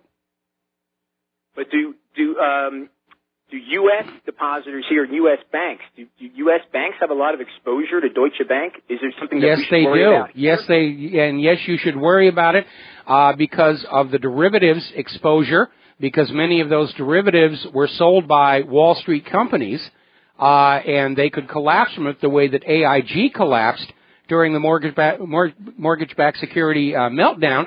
AIG had been selling derivatives left and right on all these mortgage bundles, figuring it was just free money coming in the door. They just absolutely did not keep the necessary cash reserves to redeem those derivatives when they came due, and that's what put AIG out of business. And that's one of the weaknesses of derivatives, because they're not regulated the way normal insurance would be, and they ought to be. To have a derivative, you should be required to own the asset being insured, and the company selling those derivatives ought to be required to maintain reasonable cash reserves to meet a reasonable number of demands for payment. And AIG simply didn't do that. They just took the money, put it in their bonuses, and that's why they got caught short. Deutsche Bank's exposure to derivatives is in the trillions of dollars, and somebody somewhere is going to have to come up with that money. And whoever sold those derivatives, they're going to be in serious, serious trouble. Right, because I know Deutsche Bank's right. Their debt, I think, overwhelms the German GDP. So, yes, it does. Merkel has even said there's not going to be a bailout, but will there be a bail-in? That's the question. That's got to be the next step. That's absolutely going to be the next step, and that's why the hedge fund managers are pulling their surplus cash out already. Right. Okay, Mike, thank you so much. All right, thank you very much. We're going to switch to Mary in New Jersey. Aloha, welcome to the show. What's on your mind? Hi, Michael. I like that song that you put on. Unemployment getting worse every day. I guess it's from the 30s, right? Yeah, it is. Is it posted on your site? I wanted to play it for my son, and I didn't see it. Okay, well, what you need to do is go to the website, WRHradio.com. That's the website for the radio show itself. Halfway down the page, there's a link that goes to the music from the What Really Happened radio show, and in there is a player that plays the music in its full length, with links to the original artist's website, who were kind enough to give me permission to use the music. Oh, okay. Because it's really neat. My father was, he got married late. He would be like in his hundreds if he was alive. Okay. And he used to say in the 60s, this song was from when I was a kid, Blue Moon, and different things that were rewritten. So Yes. It's kind of interesting. Okay, thank you. All right, thanks an awful lot, and we're going to switch to Rome in Idaho. Aloha, welcome to the show. What's on your mind? Yeah, can you hear me, Michael? I can hear you just fine. Okay, I just wanted to real quickly talk about the debate and how Trump was. I mean, personally, I was a little bit frustrated throughout the debate. I was wondering why he wasn't unloading on her as much as he should have. And I got to think about the next day, and he's a marketing guy. You're a marketing guy, and he knew he had 3 rounds to do on this. But he also knows that the left wing or the corporate media has been painting him like an idiot, just taking sound bites and little video clips here and there that I don't think they've ever really seen him have a full-on presentation. Mm-hmm. So my theory is that he was really holding back. I mean, he did pummel her a little bit here and there, but as well as I do, he could have hammered her a lot harder. Well, anytime he went in to try and hammer her, Hillary would scratch her nose, and then Lester Holt would leap to her defense. That was the little system they had set up. And, Holt would get on in there and pinch hit for Hillary and turn things back around into an attack on Donald Trump. Trump was really debating 2 people during Monday, and the only good thing that came out of it, I mean, Trump, as bad as he did, still came out with a surge in the polls and a surge in donations, but Lester Holt has destroyed his reputation for impartiality with that of NBC News, and you need to remember, NBC has been a multi-million-dollar donor to the Democrats. They were never impartial to begin with. Absolutely. Okay? Well, that was just my theory. Thank you. Have a great day. Thanks an awful lot. We're going to let you go here. Now, the Barack Obama is already back on out there saying that the only reason Hillary Clinton isn't doing better, the only reason she isn't 50 points ahead, is because of all the sexists out there. So shame on you, sexist people. All right, we're going to do a shout-out to our on-air affiliates who are just now rejoining our network. And this is another card they've played time and time again, that, people don't want to vote for Hillary because she's a woman. And it's one of the most ridiculous things I've ever heard. I don't think anybody has a problem with having a woman president. The problem is that particular individual as president. And there was this tweet that was out there where one of these feminists frothing at the mouth were saying, it's time we had a woman president. And somebody came back and said, what a shame you got stuck with this one. And that's really what it's about. We have to judge our candidates on their qualifications, not their gender. The presidency is not an equal opportunity quota-based system. And the same people who are telling us that we should vote for Hillary because she's a woman are the same people who told us we should vote for Obama because he was black, and look how that all turned out. Didn't really work out very well at all. There are some women I would support to be president. Hawaii's former governor, Linda Lingle, for example. And Linda and I did not agree on everything, but she knows the job. Cynthia McKinney, I would not hesitate to support in a run for the White House. Caribou Barbie, no way. Hillary Clinton, no way. It's not an issue of gender. It's an issue of character and capability. Now then, we're going to take another phone call. Ken in Fort Worth, aloha. Welcome to the show. What's on your mind? Yeah, howdy. Hey, there's a guy over here that gets a prophecy club, and he's a public speaker for years. He thinks that Hillary had to have the questions ahead of time because she was so well rehearsed. Yeah, we've had several reports on that. There was one report that she got him a week ahead of time. Then there's that one video where Holt is actually caught handing an envelope to one of Hillary's people before the debate actually started. You know, I mean, as a rule of thumb, if there's a way to cheat, Hillary's going to do it because that is her character. Yeah, because you and I both know when I call it on a phone, and, you know, I'm going to say, and because I want to say something else, but she didn't say that, and she knew what she was saying. I'll give you an example. Joseph Cotton stuttered, but you'd never know that. Some guy went to interview him, and he turned a tape recorder on, and the guy stuttered. But you'd never know that by watching his movies. Yes. I think she was well rehearsed, and that's my point.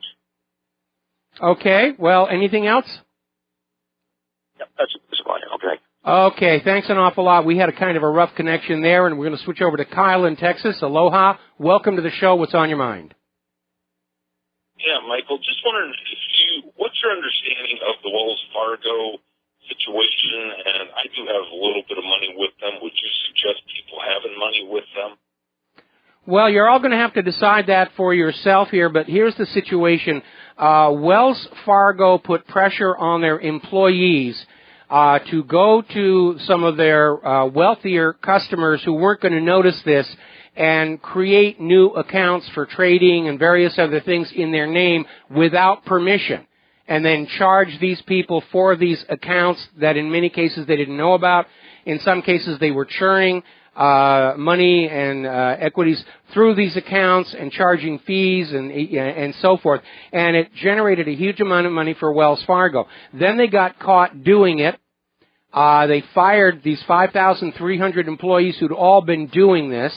The executive who was in charge of this operation has now retired with a golden parachute of $140 million, and none of the Wells Fargo senior executives have been arrested. The CEO is refusing to resign. And now those fired employees are turning around and suing Wells Fargo for something like $2.5 billion. It's not the first time Wells Fargo's been caught doing this. In fact, we keep seeing these repeat offenders all across this financial industry. Whether it's Deutsche Bank or Wells Fargo or JP Morgan or AIG or Goldman Sachs. And as I said, the fact that we're seeing this much fraud, and we're only seeing the tip of the iceberg here. But if it's going on to this degree, it tells us that the regular functioning economy of the United States, of Americans earning decent wages and salaries, pouring that money into real estate, buying cars, buying things at the shopping malls, that's already shut down. And fraud is the last-ditch panic step before the final collapse. Okay, I appreciate that, because all I've heard is just about the CEO. Was he in front of Congress or something like that, and whatever, but that's all I've heard. So, okay, I thank you for your info. Appreciate it very kindly. Well, thank you very much, but I mean, when you look at what has been happening all across Europe with their haircuts or the scalpings or the castrations, depending upon how you want to look at it, the wise and prudent advice that we give out at this point is that you should have no more money in the bank than you need to cover your immediate obligations.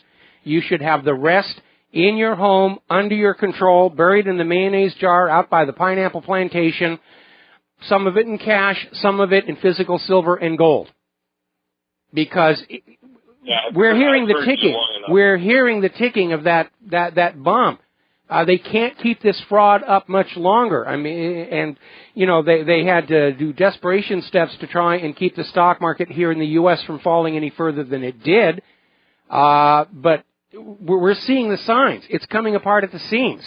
And I know that the goal of the Federal Reserve and the Obama administration is to not let the crash happen until after the election, because that will help Hillary if it comes apart before the election, Donald Trump's going to be the next president because he's been warning about this. And meanwhile, as we were talking about with that other caller, the U.S. is going to look for somebody to blame. Because politicians, as a class of human beings, will always take credit for anything good that happens, even if they had nothing to do with it, and they will always shove the blame for their mistakes onto some underling or the opposing party or somebody else. And they're already looking for somebody they can blame for the economic crash. Oh, it's Chinese, Russian hackers, it's Saudi Arabia, it's this, it's that. And they're going to hope that they can keep their nice, cushy jobs even as your lives are being destroyed. Personally, I don't agree with that idea, but that's kind of where we are right now. Anything else? Nope. Thank you for your time. I All right. appreciate the input. Thank you. Thank you very much for the phone call here. Now, getting on back to the war zones, the U.S. is now authorizing delivery of lethal weapons to Ukraine. And last week, the Congress approved another law, the Stability and Democracy for Ukraine Act, or STAND for Ukraine. They love these little phrases they come up with. And as the Ukrainian embassy in the U.S. has reported, American congressmen unanimously supported the bill. And so now you are going to be required to pay for lethal weapons of war to go to Ukraine to turn on those breakaway eastern Ukrainian republics who just want to be left alone to live their own lives. And again, this is all about ginning up a war with Russia and China, a war between the U.S. Federal Reserve note, which is in decline, against the Russian ruble and the Chinese yuan, which are in their ascendancy. And the U.S. government can't fix the problems with the Federal Reserve note, so their solution is, let's go out and kill our competition, and then everybody will be forced to use our currency, no matter how bad it is. That's the thinking. That's the reason for all the bloodshed. Maintaining the U.S. dollar's hegemonic domination of the global economy. It's for that your children are being killed and crippled. It's for that you are being impoverished.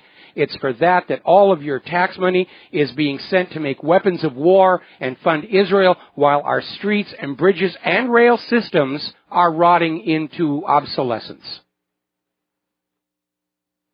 Now, as I mentioned during the phone call with John in Barbados, the U.S. is also sticking its nose into Somalia, and they did a bombing mission down there and claimed that they accidentally killed 22 Somali troops. Whoops, our bad. See, we do make mistakes. It's amazing. Things are heating up over between India and Pakistan. India has bombed Pakistan, supposedly in retaliation for the Uri terror attack. Pakistan is trying to tamp things down and say it's really no big deal. They're not going to retaliate. But we've got way too many world leaders, way too many bankers, way too many money junkies who see a new world war as their best option for continued power and prosperity. Now, over in the Philippines, where they have really screwed the pooch, Duterte is declaring that the upcoming, previously scheduled war games with the Philippines and the U.S. is the last one.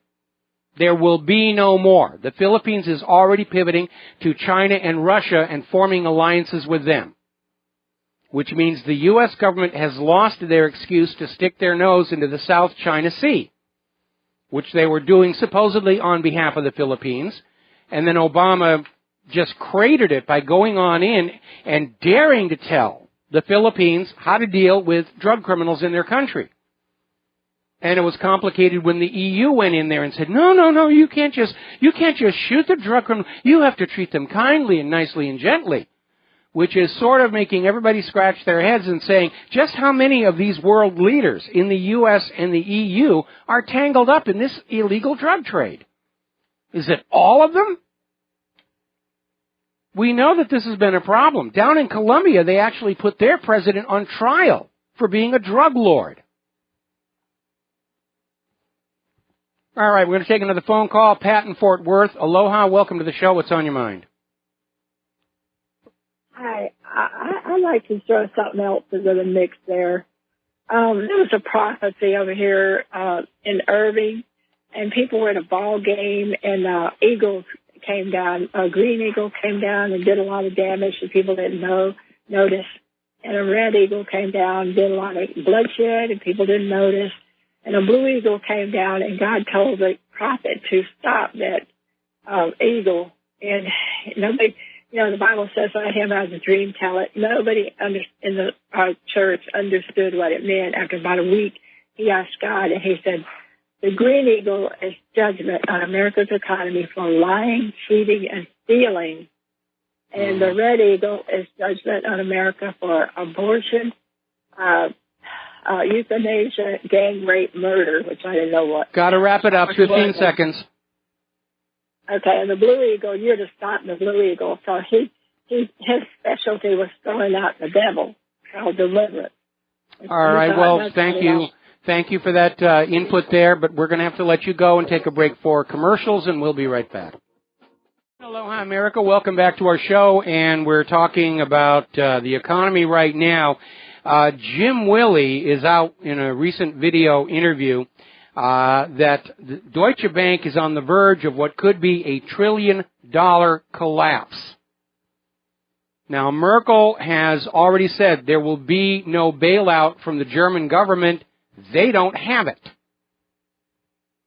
And Jim Willie is out there saying this could trigger the collapse of the euro, and possibly the global economy could start coming apart from all that derivatives exposure. And this has always been the problem with globalism, and why I've been opposed to globalism since day one. National borders serve the same function as fireproof doors in a building or watertight hatches in a ship. They contain problems. So that if you have a fire in an office, it doesn't destroy the whole building. If you have a leak in a watertight compartment, it doesn't sink the whole ship. Globalization removes the fireproof doors and the watertight hatches, and that means the first spark, the first leak, destroys the entire system. And that's been the problem all along. It was this rush for globalism that allowed the 2008 mortgage-backed security meltdown, which was an American problem, to spread to Europe and contaminate their banking system. Now, back in Germany, it is not just Deutsche Bank who is in trouble. Germany's second biggest bank, Commerzbank, has had to cancel their dividend for their investors and just fired 20% of their workforce. They're in trouble. Now, Wells Fargo is in trouble, and it turns out they've got other issues besides the fraudulent accounting. The Justice Department is now looking at sanctions against Wells Fargo over improperly repossessing cars owned by members of the military. You see, there's a special law out there that says if you're serving in the military and they know you're underpaid and you're often in other countries and mail can take a long time to get to you, there are special protections for serving military to protect them from bank action in the event their debt gets out of control. They're supposed to be given more time and more opportunities to sort things out because of the long delays often involved in mail getting to the troops and back. Wells Fargo was ignoring that. And apparently their foreclosure department was out there just grabbing all these cars from the military. Now they're looking at sanctions from the Justice Department over that. Now, as we mentioned before, there's a little bit of a conflict going on between India and Pakistan. That has had a negative effect on India's stock market. Everything's all tied together. People need to calm down. They don't realize how quickly the entire system could come apart from all of this chest thumping and bomb dropping and so forth. Now, back in 2008, what triggered the crisis was a bubble in home mortgages, which was in turn stimulated by real estate frothing, buying a house at a very low price in the morning, selling it for more at the evening, and this was all being done to artificially create equity on which more borrowing could be based.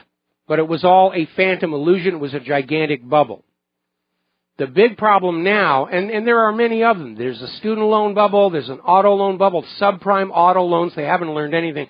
The big one, though, is the credit cards, because they have very high interest rates, and most people who are now in financial trouble are in financial trouble from their credit card bills. And if you're there, you should be looking at a bill consolidation loan or something, and whatever you have to sacrifice to pay off those credit cards and get rid of them, you need to be doing it right now. But the credit card bankruptcies could be the next big banking scandal, the next big banking bust. It's all going to come apart. There are all these problem areas, and the U.S. government is down there in the keel of the USS Economic with a roll of duct tape trying to keep the water from coming in. And they're running out of duct tape. Now, as you know, Washington, D.C. is looking at their money running out October 1st. They're looking at a government shutdown because however much money they take away from you, they can't balance a checkbook, and they keep running out. And so there's talk about an emergency spending measure, and we'll talk about that when we come back from these words from our sponsors. And aloha, America. Welcome back to the show. And as we mentioned going into the commercial break here, the U.S. government is looking at a shutdown October 1st. They've run out of money. There's negotiations in Congress for an emergency spending bill. And it is stalled over a rider that would require publicly traded companies to disclose their political spending.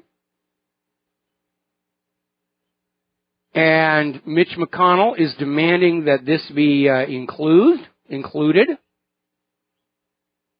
And I think it's a really good idea, but it's meeting a lot of opposition.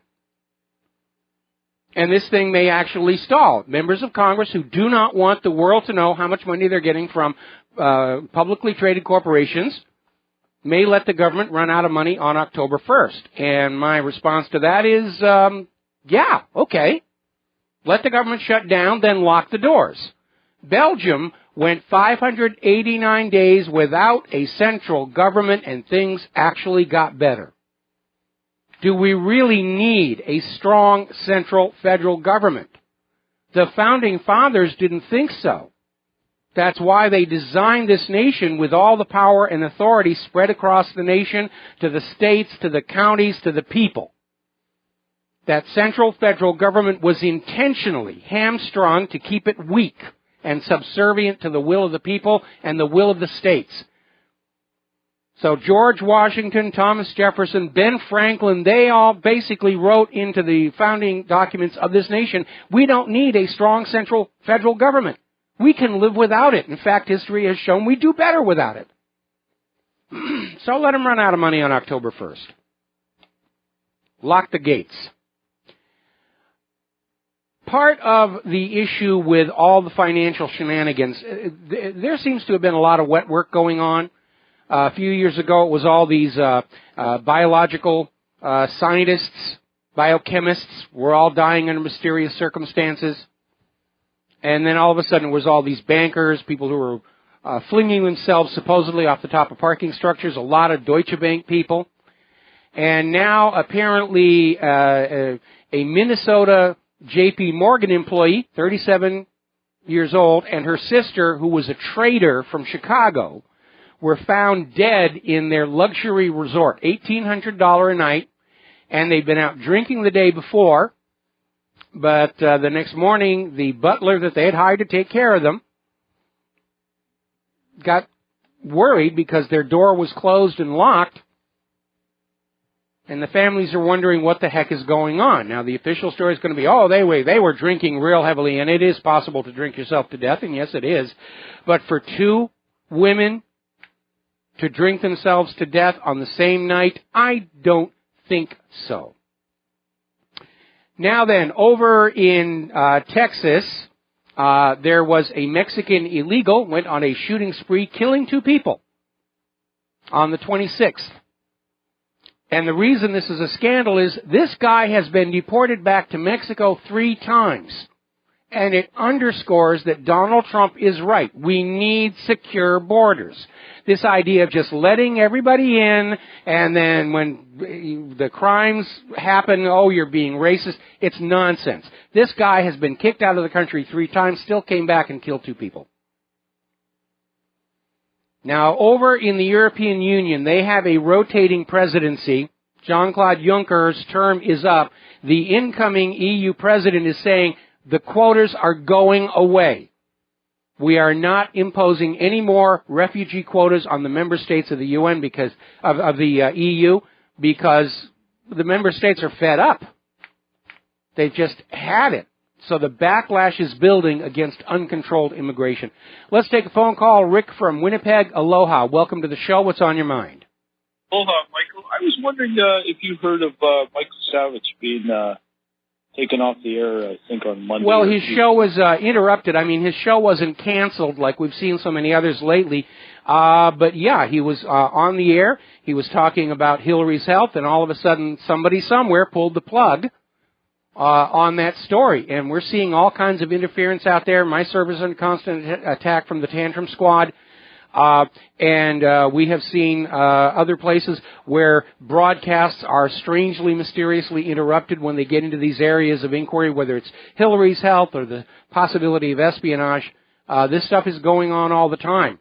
They're just absolutely, doing everything they can to try and hang on to power, trying to keep the narcocracy protected and in power. But we've had 30 years of narcocracy, and I think that's enough.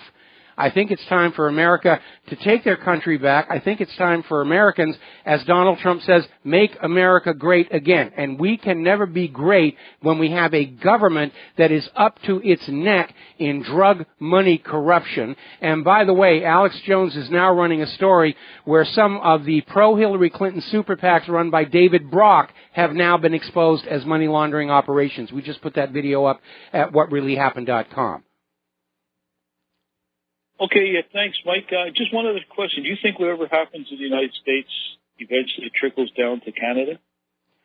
Obviously, whatever happens to the United States has repercussions around the globe. But Canada, unfortunately, has followed the U.S. Into the world of political correctness, into the slavery of the Israel firsters. And it's a real loss because my memories of Canada from very early in my life are very positive ones. And we actually, on this show, years ago, we're warning Canada, learn from our mistakes.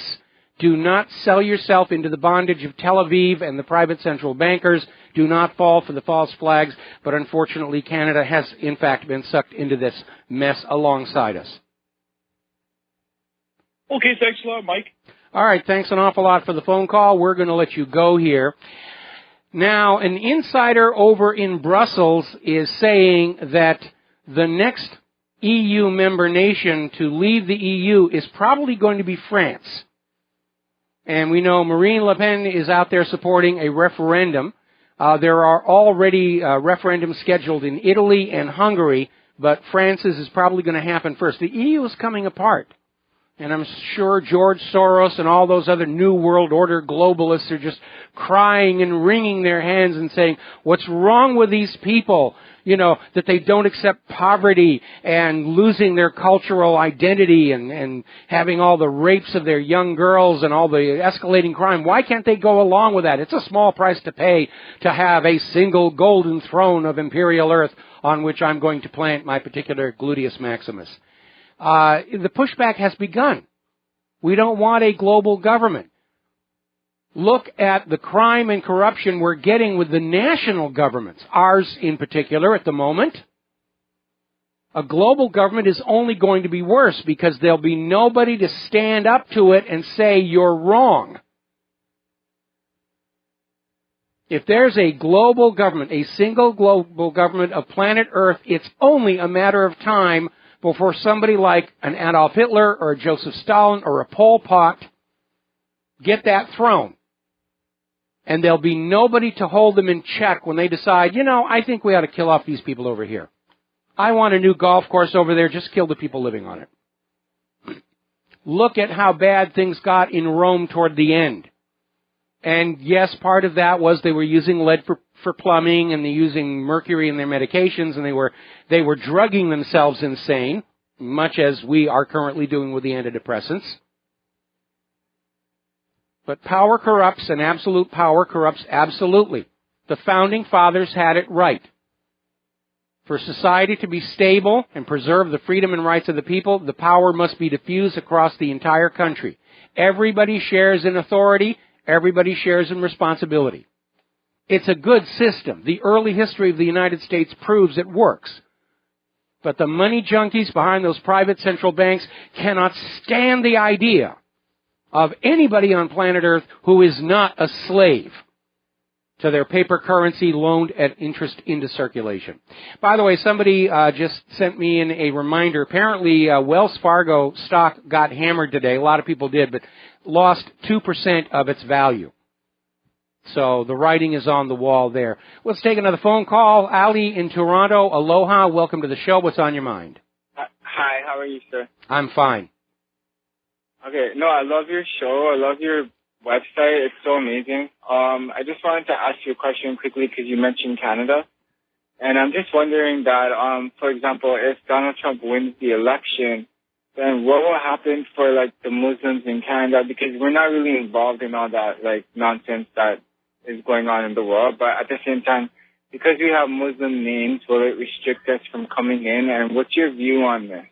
Well, first of all, it should be up to Canada to decide what they're going to do with their problems. I think if Donald Trump wins the White House, all the Muslim problems are going to magically vanish because they're artifacts of various competing political agendas. Certainly, if the EU starts to come apart, and the United States under Donald Trump moves away from the push toward globalism, then all of this mass migration, illegal immigration is also going to go into decline, and all of the ancillary problems will pretty much vanish at that point.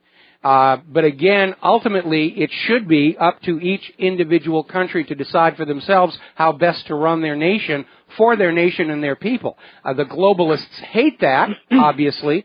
But I think Canada should make up their own minds about what Canada is going to be doing. So I'm just wondering on your own perspective, because I clearly heard when Donald Trump said, "Oh, ban all Muslims and we're going to build a wall against the Mexicans," and I was like thinking, "Oh my God, this is reminding me of back when the Nazis were invading, and."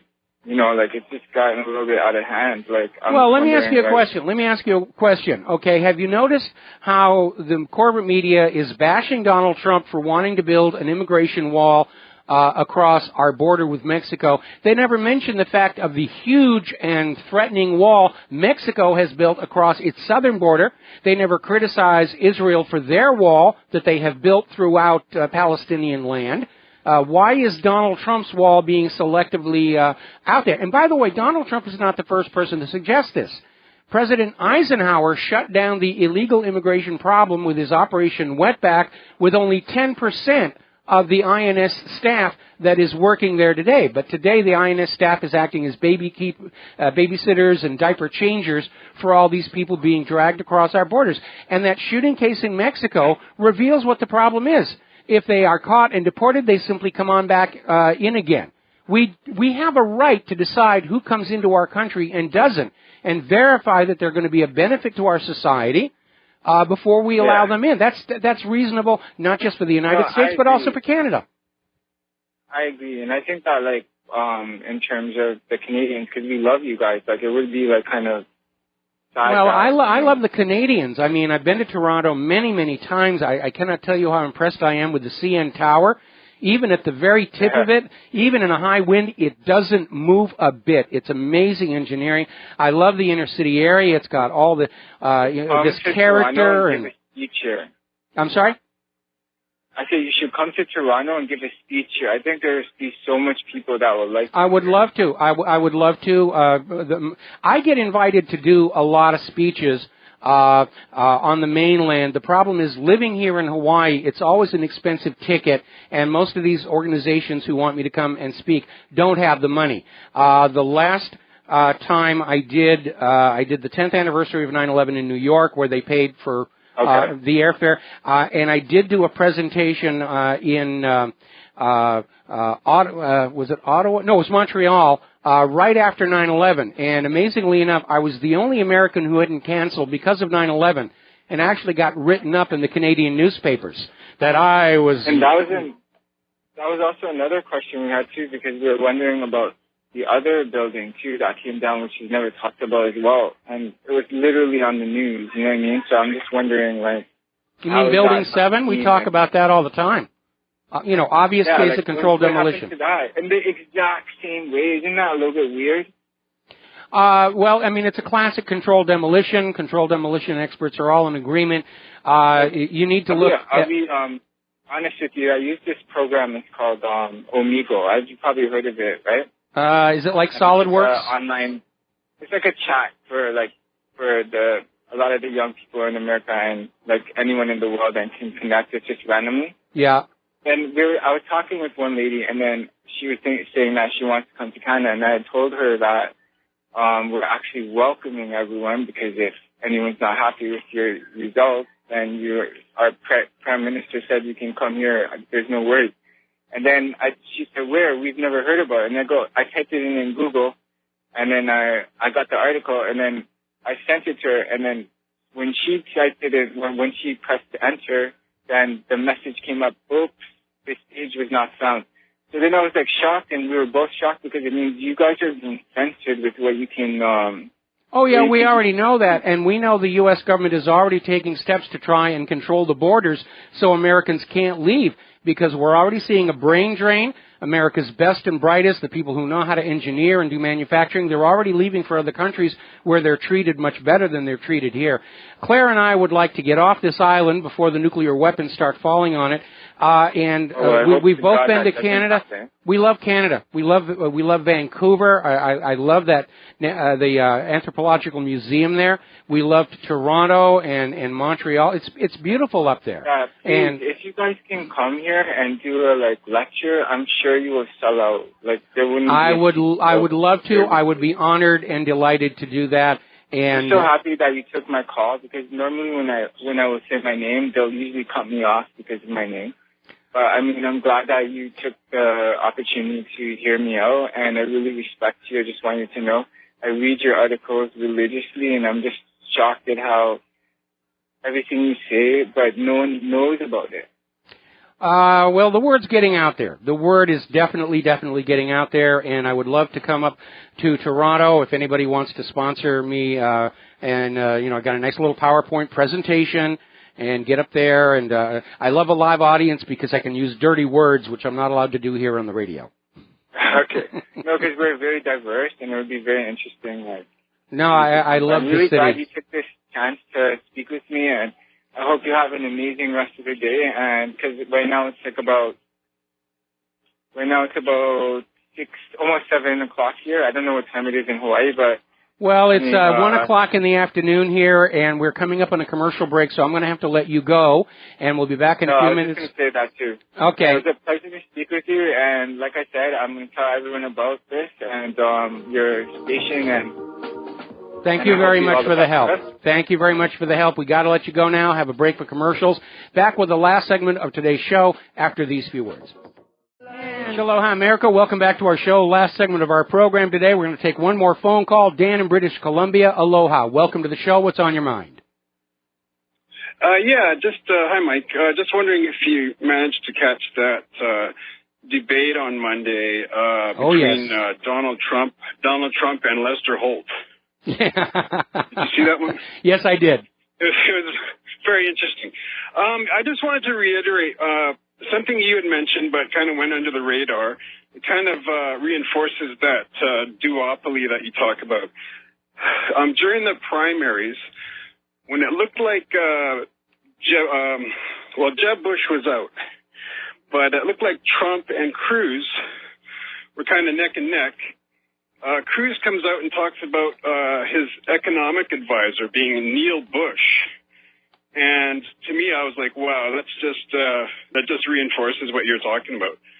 Like, if they don't have a Bush or a Clinton, then they got a Bush hiding behind the curtain. And I was just wondering if you could explain about the savings and loan scandal that Neil Bush was involved in. I'm trying to remember. Was that the Silverado one?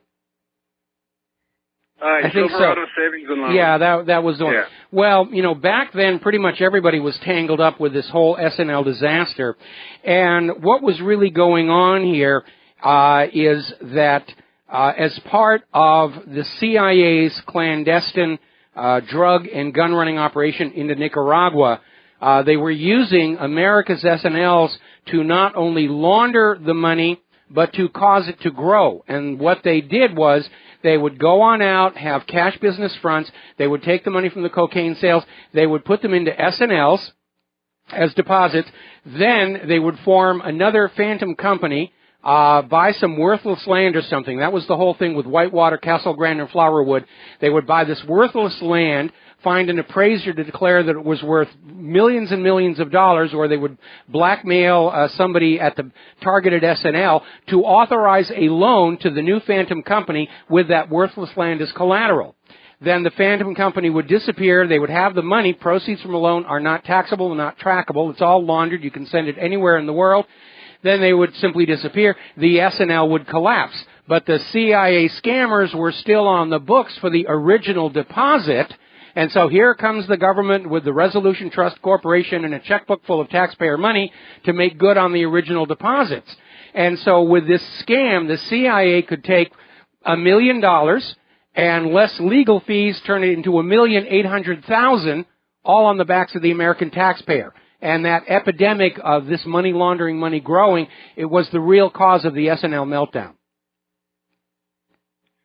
Unbelievable. Yeah. I mean, I thought of you right away when I heard that. So, I think you're right. This Clinton-Bush cocaine through Mena, Arkansas thing, I mean, I think there's still, you had a really good post yesterday with that gentleman talking about the,